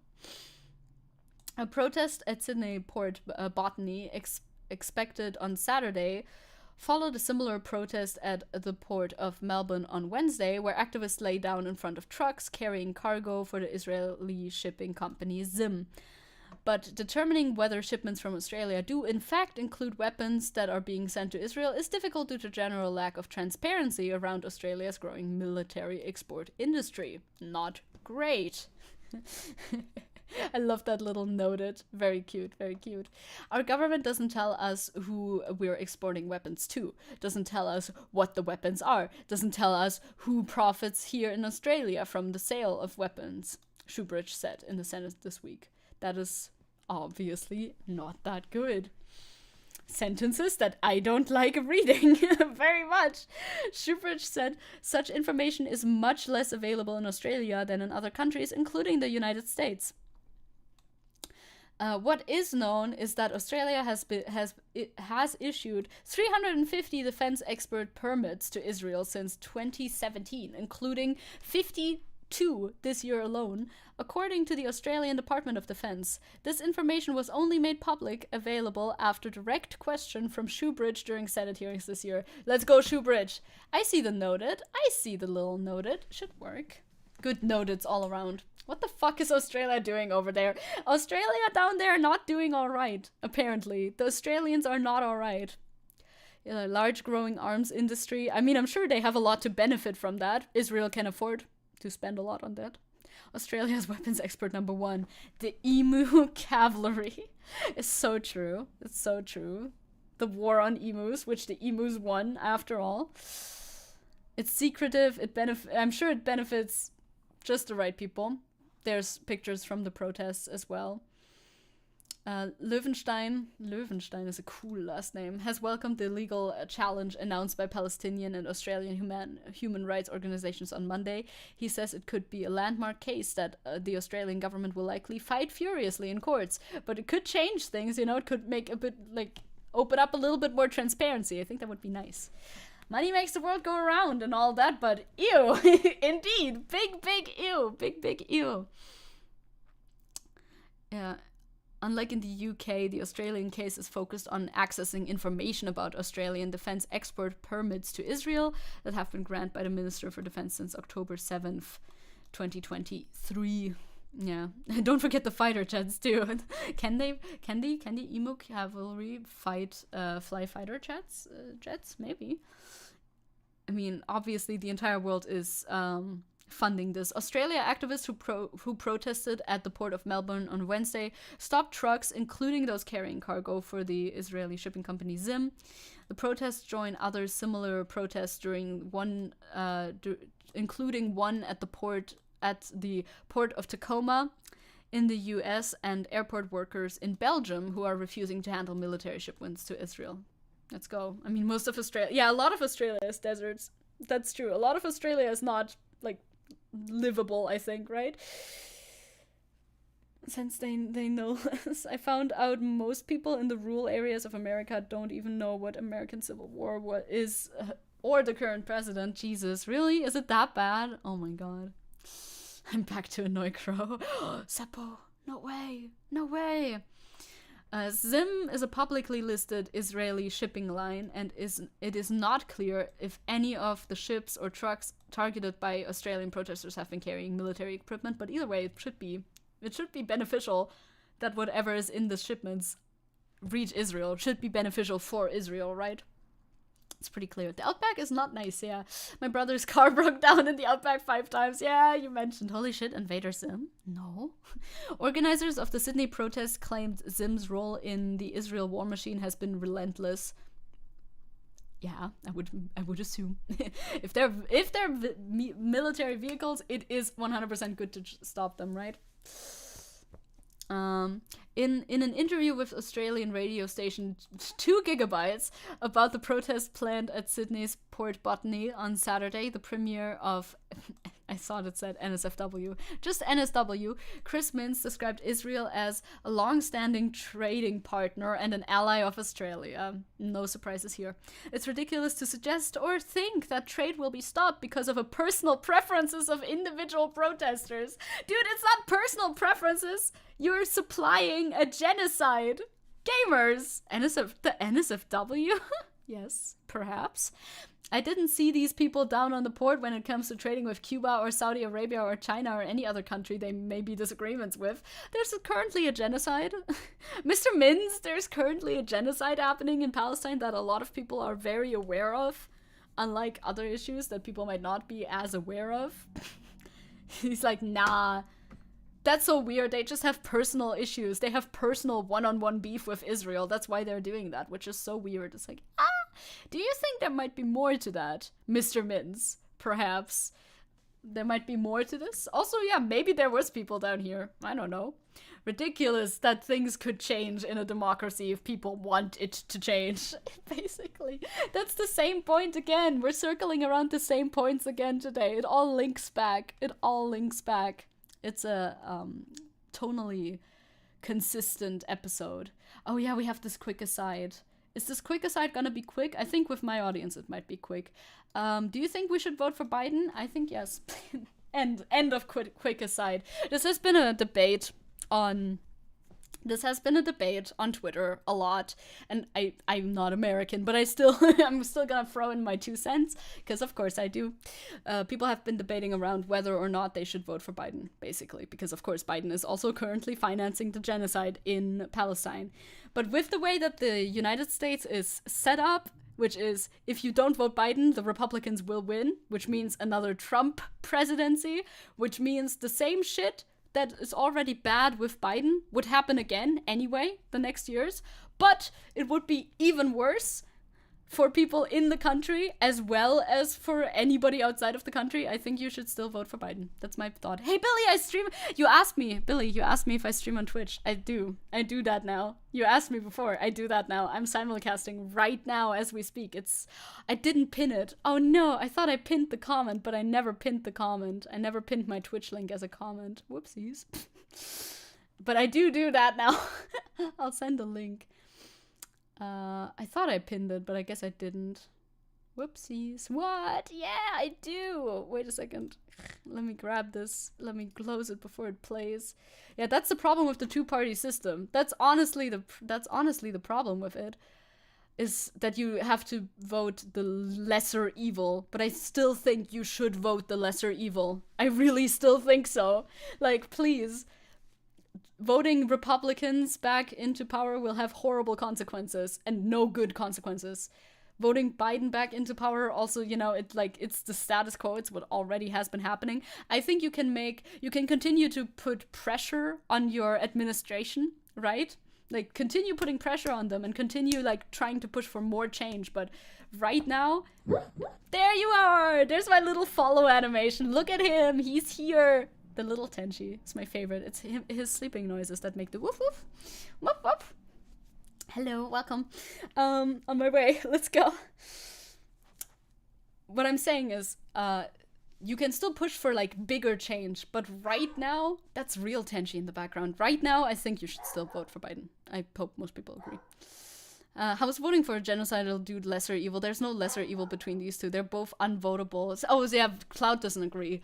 I honestly think it is lesser evil, though. Like, I honestly think so. Because Trump has already publicly stated that he would be harsher on Palestine. He was already publicly in, like, favor of Israel and saying, like, shit, like, yeah, he would do the same, but more. He would make sure that Israel gets the job done way quicker, basically. Oh my god, it's true, you're here too. I am. Hi, Billy. And Mike Strange, hello. We have a new president in Argentina. I know, I saw him. I'm aware of him. Like, Trump would do the exact same thing, but also Trump would probably, like, start persecuting LGBT people in America. Like, Trump would push, like, a Republican government would push for fucking Ron DeSantis, you know, to be able to fucking outlaw transgender people in Florida as well, you know. So like the genocide would happen as well also, and on top of that, there might also be like a local genocide against queer people, like on top of it. Also Project 2025 to just overrule democracy as a whole. Yes, they're also planning to just get rid of democracy the next time that they get elected. So that's also not great, not fantastic. Trump's just awful.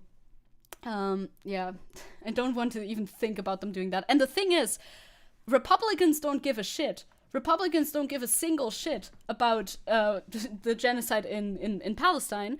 They would still vote for Trump because they don't care. They're not going to stop voting because that's happening. So their voter numbers are unaffected. The only voter numbers this can affect is the Democrats. Yeah, we're just trying, like, it's basically democracy, or it's basically one side is democracy and the other one is trying to outlaw it as we speak. So, you know, yeah, I don't think Trump cares if you're gay or not, but I think his party does. I think the Republicans do, and he's trying to appeal to them. So under his leadership, I think things would get a lot worse. I also agree with that point, though. At this point, Cloud says America's two-party system just has to break. There are only absolutely horrible choices ahead. Otherwise, I also like, that's like my wish, right? That it like that somehow it would be possible to break out of the two-party system. But it was already really close. The last election was already really close. 50% is still like pro-Republican. I don't think it's there yet. I don't think it's breaking yet, right? From Weeb. My partner is in the UK. They use any pronouns, and they have both Palestinian and Israeli friends that live where they live. My partner supports and stands with Palestine, but he knows that his Israeli friends are suffering with hatred via their community and supports his friends, but not the government. Yeah, I mean, if you are personally friends with people, as long as they're not like as long as they're not full-on Zionists, I feel like that makes sense, right? I feel like that makes sense. It depends a little bit on how they voice their own stances, but it's always different if you're like personally friends with people. I know some Republicans who don't like the genocide, so don't generalize. Okay, yeah, well, it is obviously a generalization. It's obviously a generalization, yes. I always generalize for that. Breakout. You think the oligarchs and this is what the US billionaires should be called in your opinion would let that happen? It's honestly, that's why I don't see it happening, at least not right now. Maybe one day, but like not right now. Will's saying it's by far not 50% who agrees with the Republicans. They only occasionally win because of the electoral college. Yeah, because voting in America is fucked up. Because voting in America is very fucked. Cloud is also saying, looking at how Democrats have also not put their backs into supporting ceasefire, even though their voters are protesting for it every day. Sure, the Democrats stand for democracy. They just look better. Like, I agree. I also have super large criticism. Oh my god, it's the Antoine emote. Aw, sorry, I got sidetracked. I agree. I have super large criticisms of the Democrats in the U.S. 100% I do. But at the same time, I feel like in America, you don't really have another choice, I think. because of the way that it's set up. I always hated college, says Victor. Americans should think about ways to extend Bernie Sanders' lifespan, honestly. Yeah, good luck with that. Good luck with that. Like, I wish there would be another choice, but I just don't see it right now. You know what I mean? And also, Democrats at least would still allow elections to happen. Like, at least after like another year of Democrats, you could still vote for somebody else. With Republicans, it's getting even worse. In terms of democracy in general, like even worse than it already is. Eclipse is saying, Watch was like, there's no way for Biden to win Israel-Palestine war. Let us introduce yourself. There's no way for Biden not to win. Yeah, and now there's a possibility that he won't. Basically, yeah, that's honestly true. Yeah, it's harder for Biden to win now 100% because it's a very valid point not to want to vote for somebody like that. I agree with this. But I'm like, in our government too, in German government as well, in 2024 there's going to be elections, right? And I'm still going to vote for the Green Party, even though they haven't been super helpful here either. I'm still going to be voting for them because I don't want the AfD to like win everything, landslide victory, and like do their little blue black coalition, you know. I'm not trying to be doomerism. I feel like it's more like a temporary solution than it's a temporary solution, in my opinion, to vote for Biden or to vote for Green Party in this case, before actual change can happen. I mean, we, like, as in, like, local. I meant local right now. Our local elections.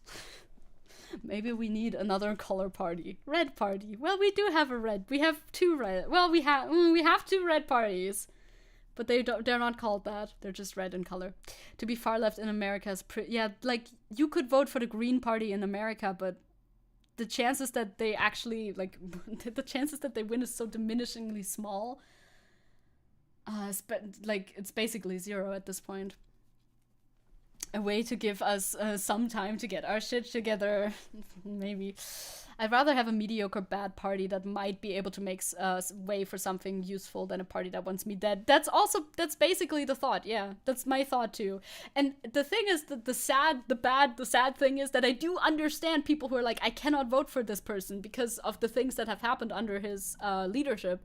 I understand where that's coming from, but I also think the alternative is the same and worse, and also barring the future from progress, because I think at least Biden doesn't bar like future progress from happening, while the Republic Party would do everything in their power to bar even the possibility of progress to happen in the future. You know what I mean? I don't vote Green in America, vote Green in Germany.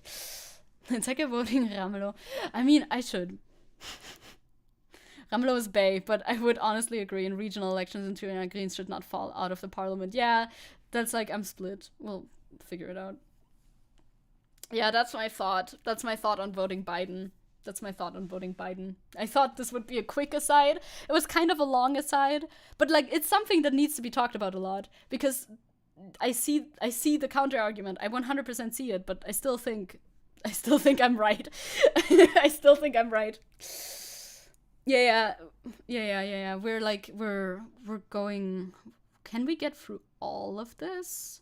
They're all short. Yes, maybe.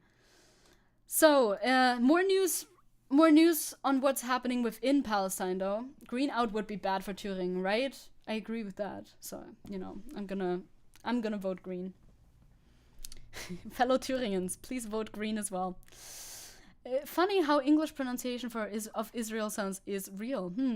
Food for thought. Oh, they deleted it. Okay. When I was putting this together, it was still here, but now it's deleted. That was a video of Gaza, the Gaza Strip, very much destroyed by bombs, and Israeli flags planted everywhere. Every now and then. Talk at 2-point speed. Yes, I will try my best.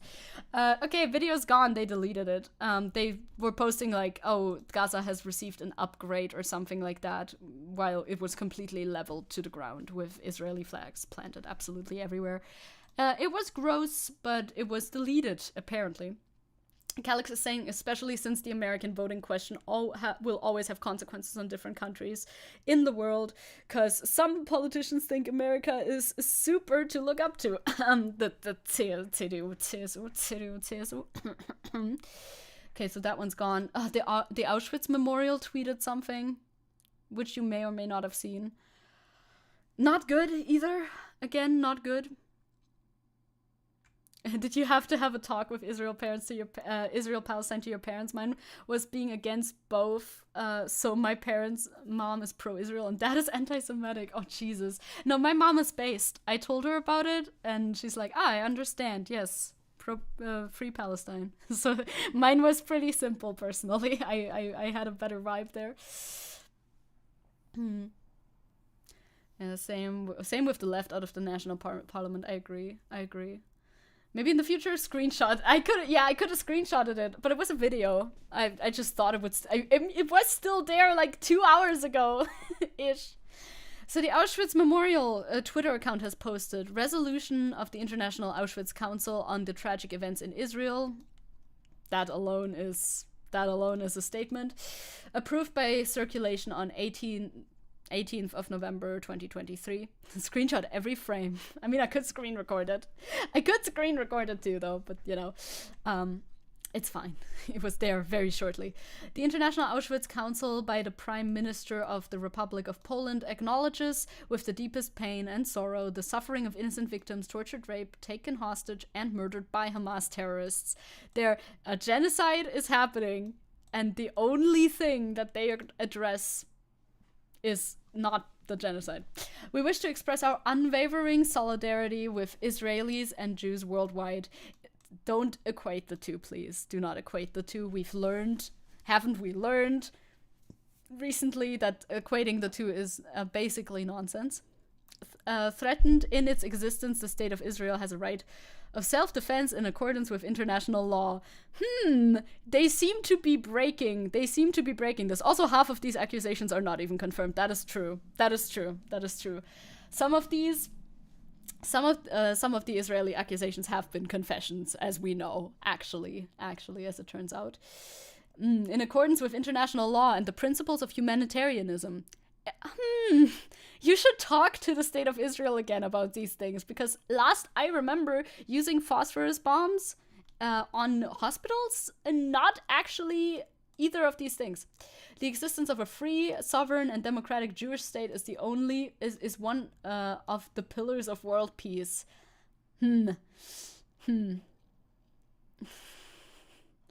The unimaginable hatred and violence perpetuated by terrorists only results in extensive and more widespread suffering, affecting also the civilian population of Gaza, with whom Hamas exploits as human shields. They are bombing hospitals. The human shield narrative is a little old. Also, the human shield narrative doesn't really make sense when you don't even fucking hesitate for a second to fucking kill them. That they're not human shields, then they're just humans. You can't be unaware of Israel's war crimes at this point. Like, honestly, this was on the fucking 18th of November. They had time. 50% of all buildings in Gaza are fucking destroyed, dude. Like, why are you posting this? An essential first step to halt the horrifying spiral of death and war is the immediate and unconditional release of all hostages. I don't think it should be unconditional. They've tried to. Their condition was a firing pause. The last one I've read for 5 days. A fucking firing pause. They don't want their hostages back. A demand we make with all our mind. You don't call for ceasefire. You are the Auschwitz Memorial, and you don't even call for a ceasefire. The free democratic Jewish state is a paradox in and of itself, says Cloud. If you make an ethno-state, people will be oppressed automatically. Yeah, by not being allowed entry because they're not Zionists. They're not Israeli. Yes, it doesn't work like that. It does not work like that. How do they imagine this happening? Like a few hundreds of Hamas fighters using like 13,000 civilians as shields? It's fucking bonkers. It's ridiculous. It's so sad that the Auschwitz Memorial tweeted this. I've seen a couple of people quote retweeting this too. Jewish people, Jewish voices saying it's saddening that this is being used, you know, that the Auschwitz Memorial of all places is not calling for a ceasefire when an actual genocide is taking place. It's so fucking sad. It is so sad. It is so sad.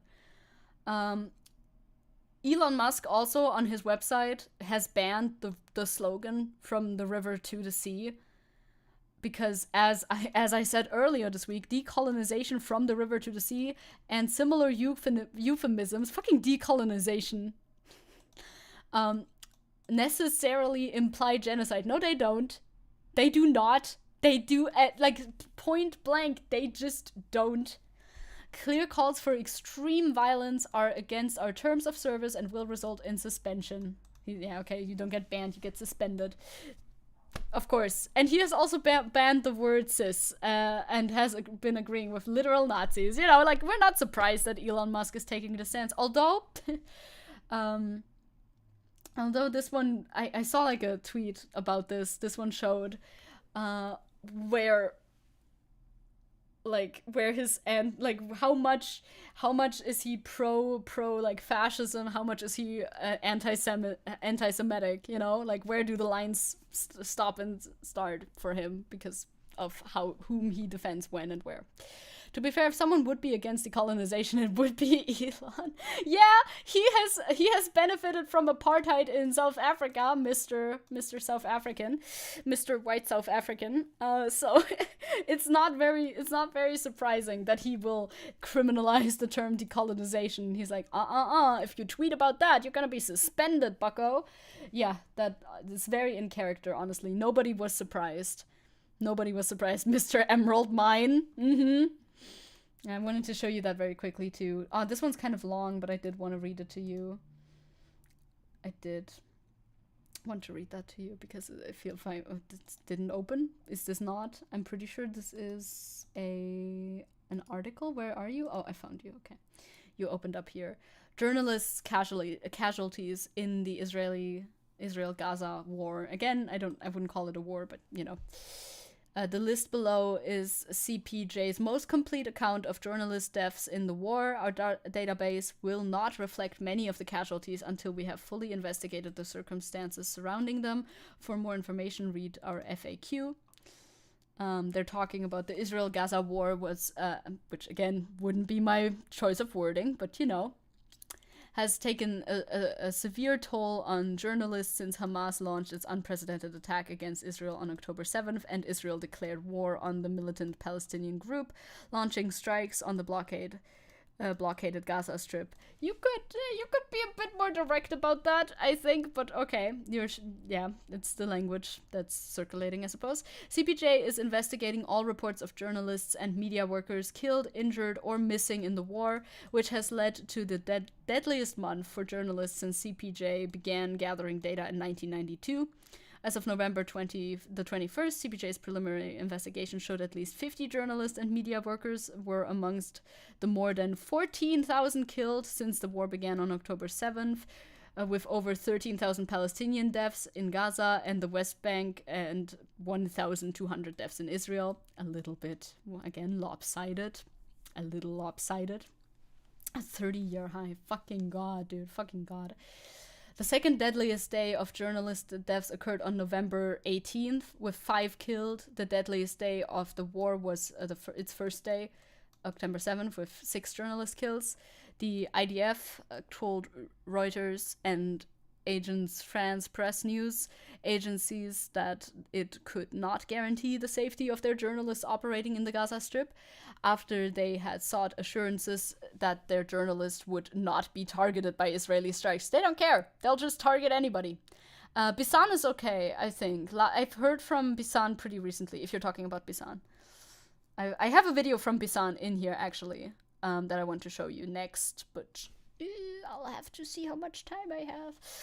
Reuters reported on October 27th. Journalists in Gaza face particularly high risks as they try to cover the conflict during the Israeli ground assault, including devastating Israeli airstrikes, disrupted communication supply shortages, like no clean water and no food, and extensive power outages. As of November 21st, that's today, 50 journalists and media workers were confirmed dead, 45 Palestinian, 4 Israeli, and 1 Lebanese. 11 journalists were reported injured, 3 journalists were reported missing, 18 journalists were reported arrested, multiple assaults, threats, cyber attacks, censorship, and killing of family members. A lot of killing of family members too, let's not forget about that. And then there's a list. I think with the newest at the top and the oldest at the bottom. I don't know if I want to read all the things that I've written about them as well, or just their names. Maybe I will read some descriptions as well, because it's a long list. It's a long list, of course. Ala Taher al-Hassanat. Al-Hassanat, a Palestinian journalist and presenter at Al-Majedat media network, was killed along with multiple members of her family in an Israeli airstrike that hit her house in the Gaza Strip, according to the Beirut-based press freedom group Sky's Qud network, news network, and the Ramallah-based Palestinian news network SHFA. In 2015, Al-Hassanat wrote an article about the 2014 war on Gaza in which she detailed that she endured, adding that our role as journalists is now more important than ever. Rest in peace. Bilal Jadala, director of Press House Palestine, a non-profit which supports the development of independent Palestinian media, was killed in his car in Gaza in an Israeli airstrike, according to the Palestinian journalist syndicate, Al Kahira News, and the Cairo-based Yorn 7. There's a lot of them. I can't believe Israel could just put out a statement saying, we're out for the heads of journalists who took footage of October 7th, and just okay, apparently. No one does anything. No one does anything. No one does anything. It's real. It's real. I'll just continue. I'll continue. I'll just read the names, and then we can move on to some other sources as well, you know. Rest in peace. Rest in peace to all the following. On November 18th, Abdallahim Awad, Sari Mansour, Hassoune Salim, Mustafa El Sawaf, Amro Salah Abu Khaya, Musab Ashur. On November 13th, Ahmed Fatima, Yaqub Al-Barsh, rest in peace. On November 10th, Ahmed Al-Kara, rest in peace. November 7th, Ya Abu Mani, Mohammed Abu Hasira. On November 5th, Mohammed Al-Jaya. November 2nd, Mohammed Abu Khattab. November 1st, Maj Fadel Arandaz, Iyad Matar, rest in peace to all of them. October 31st, Imad Al-Wahidi, Majed Kashko. October 30th, Nazmi Al-Nadim. October 27th, Yasser Abu Namuz. October 26th, Dua Sharaf. October 25th, Sayed Al-Halabi. Ahmed Abu Mahdi.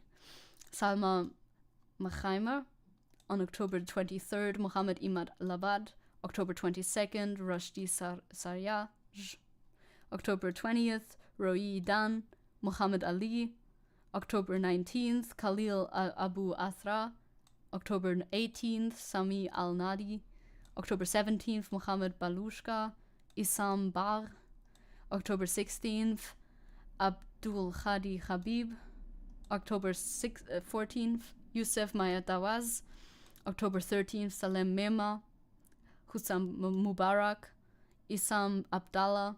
October 12th, Ahmed Shehab. October 11th, Mohammed Fayez Abu Matar. October 10th, Said Al-Tawil, Mohammed Sov, Hisham Al-Weja. October 8th, Asad Shamlach. October 7th, Shai Rijef, Ayelet Arnin, Yaniv Tsohar. Mohammed al-Salih, Mohammed Jargun, Ibrahim Mohammed Lafi. And more injured. Rest in peace to all of the above. I feel like their names deserve to be heard, you know. If you want to go and read the entire, read everything about them, I'll send a linky in chat as well. I feel like that could be a worthwhile read. Rest in peace to everybody who, like, all the civilians who've lost their lives. But, you know, these are some of them that we can name, you know. These are some of them that we can name. We were talking about Bisan as well, right? I have a little video from Bisan. Maybe we'll cut it off here and then we'll continue with... One day I'll get to you and then we can continue from here, perhaps, on Friday. Rest in peace to everyone. But I want to show you a video from Bisan. I always see a bunch of them on my TikTok For You page, because they're reposted by my good friend Cloud, thank you very much, as well, and sometimes just the algorithm. And this is a little update. So first of all, Bisan is alive. I think the TikTok was updated 1 day ago. I don't know if she says the date in this video, I hope so. Hey everyone, this is Bisan from Gaza, and these are the updates. Tonight, the Indonesian hospital, the central hospital and the only working hospital in the north area of Gaza Strip, was bombed. And by the way, it was not evacuated. No one told the hospital, the doctors or the patients that it will be bombed. Yeah, they will kill. This one was from the 20th, thanks Cloud. Yeah, right, it was recent for sure. Because this is recent news, the Indonesian hospital bombing, that's very recent news. Which, yeah, that is the last thing that I would like to go into today. Inside, they were killed inside the hospital. Now, this scene is not from a horror movie, it's not from the World War II, it's from the Indonesian hospital tonight. This injured man got injured in a bombing, then was killed in a bombing inside the hospital on his bed. The hospital that must be the safest place on earth was bombed. Doctors, injuries, families, all were inside the hospital. That was besieged for almost a month. Continuous carpet bombing around it for almost a month. Now it was bombed and no one talked about this. No one. If that hospital was anywhere anywhere in the world, I really believe that you will talk about it. Yeah, but they don't, because it's in Gaza. I've seen very few people talking about this, actually. Like, that's true. I found an article from Al Jazeera as well on the matter. This one was posted pretty recently. Yeah, it was on the 20th of November as well. Israel targets Gaza's Indonesian hospital. Here's what to know. They bomb hospitals like it's not a fucking war crime. They bomb all the hospitals they have available, as if that is not like one of the worst war crimes that a country can fucking commit. There are about 700 people, including medical staff and injured people, inside Gaza's Indonesian hospital. There was intense fighting reported around Gaza's Indonesian hospital on Monday. Israeli tanks surrounded the hospital in northern Gaza after artillery fire killed at least 12 Palestinians in the complex. Here's what to know. What is happening at Gaza's Indonesian hospital? A shell struck the second floor of the Indonesian hospital, killing at least 12 people, according to medical workers inside the facility and the health ministry in Hamas-run Gaza. Ashraf al-Qutra, Gaza's health ministry spokesperson, told Al Jazeera that the situation is catastrophic. Of course it is. They need their hospitals to treat the injured, but they're destroying the hospital and injuring the people inside the hospital. The Indonesian hospital staff are insisting they will stay and to treat the wounded. There are about 700 people, including medical staff and injured people, inside the hospital, he said. Indonesia's foreign ministry said it had lost contact with 3 Indonesian volunteers at the hospital who are part of the group that set up the facility in 2016 with the country's funding. I feel like catastrophic is not a strong enough word to describe this. Words fail. Words fail to describe the fucking atrocities that are taking place on the daily in Gaza. Marwan Abdallah is a medical worker at the Indonesian hospital, said that Israeli tanks were operating less than 200 meters from the hospital and that Israeli snipers could be seen on the roofs of nearby buildings. Dystopian. More than dystopian. Horrifying. Yes, I agree. Another medical worker told Al Jazeera that the shelling is intense and indiscriminate on the hospital building, at the entrance, and at the windows. According to the medic, everyone in the hospital has gathered at the center of the main building. Where is the Indonesian hospital? It's located in Beit Lahia, a city of about 90,000 people in North Gaza. The hospital sits on some 16,000 square meters of land donated by the government of Gaza in 2011. Oh, and yeah, the previous hospital is if the previous hospital is anything to go by, they can't leave because they'll be shot by the snipers. That is what they did last time, and I mean, the snipers have been reportedly spotted, so yes, they want to evacuate, in huge quotation marks, the entire north, so that includes this hospital, I guess. The hospital has been sheltering hundreds of displaced people who sought asylum there. It's also close to Jabalia refugee camp, which has been bombed multiple times as well. The area around the hospital has been struck multiple times by Israeli forces, with at least 2 civilians killed in those strikes between October 7th and October 28th, according to the Human Rights Watch. Here's another map where you can see there's the Indonesian hospital is up there. You can see images of that. Please, no super explicit images. The area, yes, we saw that. The hospital cost almost 8 million to build. It was funded by donations from Indonesian citizens in conjunction with groups including the Indonesian Red Cross Society and the Muhammadiyah Society, one of Indonesia's largest Muslim organizations. It makes sense that Indonesia would have their a hospital in here, I think. I actually think it's this is inhumane and awful enough for me to not be able to process this right away. Yeah, that is very valid. That is extremely valid. It's a little hard to comprehend at that point. What has Israel said? Israel has long accused Hamas of using hospitals and other civilian sites to establish command and posts and hide weapons. The army has previously said that it believes the Indonesian hospital was built on a Hamas tunnel system. Of course, they all are. Every single hospital is built on a giant tunnel system that we can never see pictures of, even now that they've actually made their way in there, because that's impossible. In allegations that mirror those that Israel has made against Al-Shifa Hospital in Gaza City, Al-Shifa, the Gaza Strip's main hospital, has been in spotlight for weeks after coming under Israeli bombardment and then being taken over. Why is Israel targeting Palestinian hospitals? 6 weeks into its war on Gaza, Israel attacks on hospitals have emerged almost as a motif of the conflict. Truly, Zionists be like, everything is Hamas. It's like, they're kind of the government at the moment. Yeah, like, they're running hospitals too. Doesn't mean you can bomb them now. And what I've learned about Al-Shifa Hospital, Israel is the ones who built it, so they know there were tunnels below it because they've built it. Jesus. They're like, oh no, they must have dug them somewhere and they're using them for this now, and we can definitely show you pictures from inside there because they definitely stashed their weaponry in there. At least 21 of Gaza's 35 hospitals, including the Strip's solo cancer center, are completely out of service, and others have been damaged and are short of medicines and essential supplies.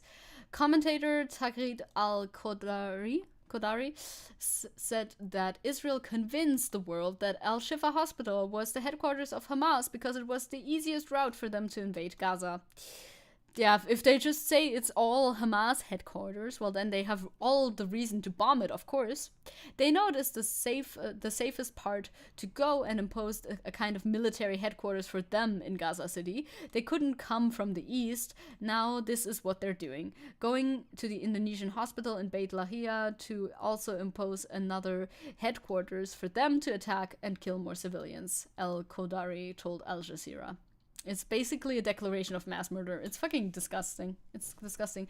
Pino was saying 14 hospitals for over 2 million people, basically, and with all the carnage and all the destruction going on. Yeah. Welcome back, Blank. Hello. You got some cake. That's nice. Let's go cake. Let's go cake. Yeah, and the humanitarian aid is not even allowed to enter, so there's no hope in that regard. According to Omar Rahman, a fellow at the Doha-based Middle East Council on Global Affairs, this is a form of psychological warfare. Attacking hospitals tells the population that nowhere for Palestinians is safe, Rahman told Al Jazeera, adding that Israel acts with total impunity. And they do. Tahini Mustafa, a senior Palestine analyst at the International Crisis Group, said the act of making Palestinians feel unsafe in every facility in the Gaza Strip is to quell any form of resistance. Yeah, I mean, it's obviously that's going to be fucking up your mental, like your mentality, your mental health, anything like that. If you can't even go into a hospital and be safe there, of course you're going to know that you're safe nowhere. This is part of a long-standing pattern of harassment of medical staff and services in which Israel demonstrates to Palestinians that no one and no space is safe, Mustafa told Al Jazeera. Doing terrorism under the guise of anti-terrorism. Yeah. But once more, have to leave as I have yet another appointment. You got it. Get your appointments done. We're also leaving now. Double speak. Typical for the right. Actually typical.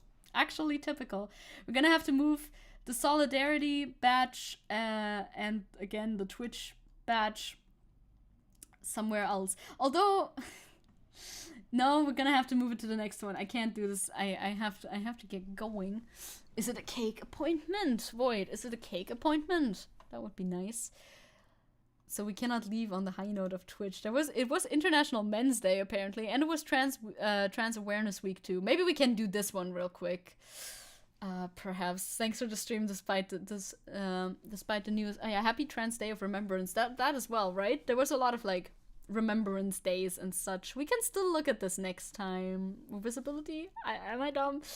I think it was Remembrance. Trans Day of Remembrance was earlier. Man's rice.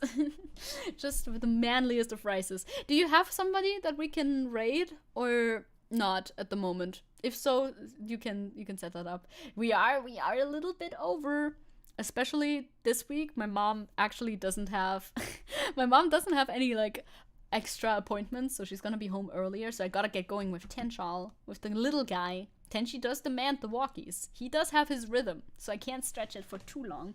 Sometimes I can, but especially if my mom comes home, then she has to walk Tenchi, and I can't, but I gotta, Walkies for the Borkies. Yes, you do. Okay, very good. Crow has somebody to raid, so we're gonna be raiding somebody. I will give you the end screen though. Otherwise, we never get the end screen anymore, I feel like. Thank you for all the follows today. We're gonna soon be set up with channel points over on Twitch as well. Ain't that fun? I'm excited to see what we can do with that and all that cool stuff. No Men's Day. Nope. It was like yesterday or something anyway. We missed it already anyway. It doesn't even matter. Yay. Okay.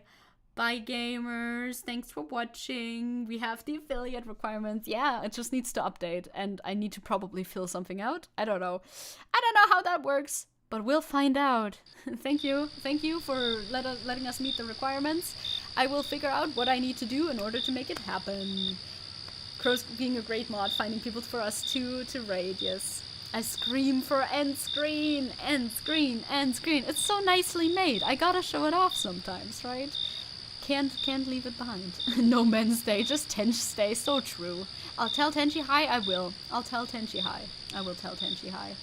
But bye, gamers. Thank you for watching. Let's see who we're going to be raiding. We're raiding Anya Bun Bun. Let's go. Nice. There it is. I see it. Very cool. Very pog. I'll come along. I should follow Anya as well. And thanks, yes, just ask Angel Tail, so thanks to them. Thanks, Angel. We'll see each other soon. Bye-bye. Until next time. Bye-bye. Until tomorrow. Tomorrow, Twitch only. Bye-bye. Bye-bye. Bye bye.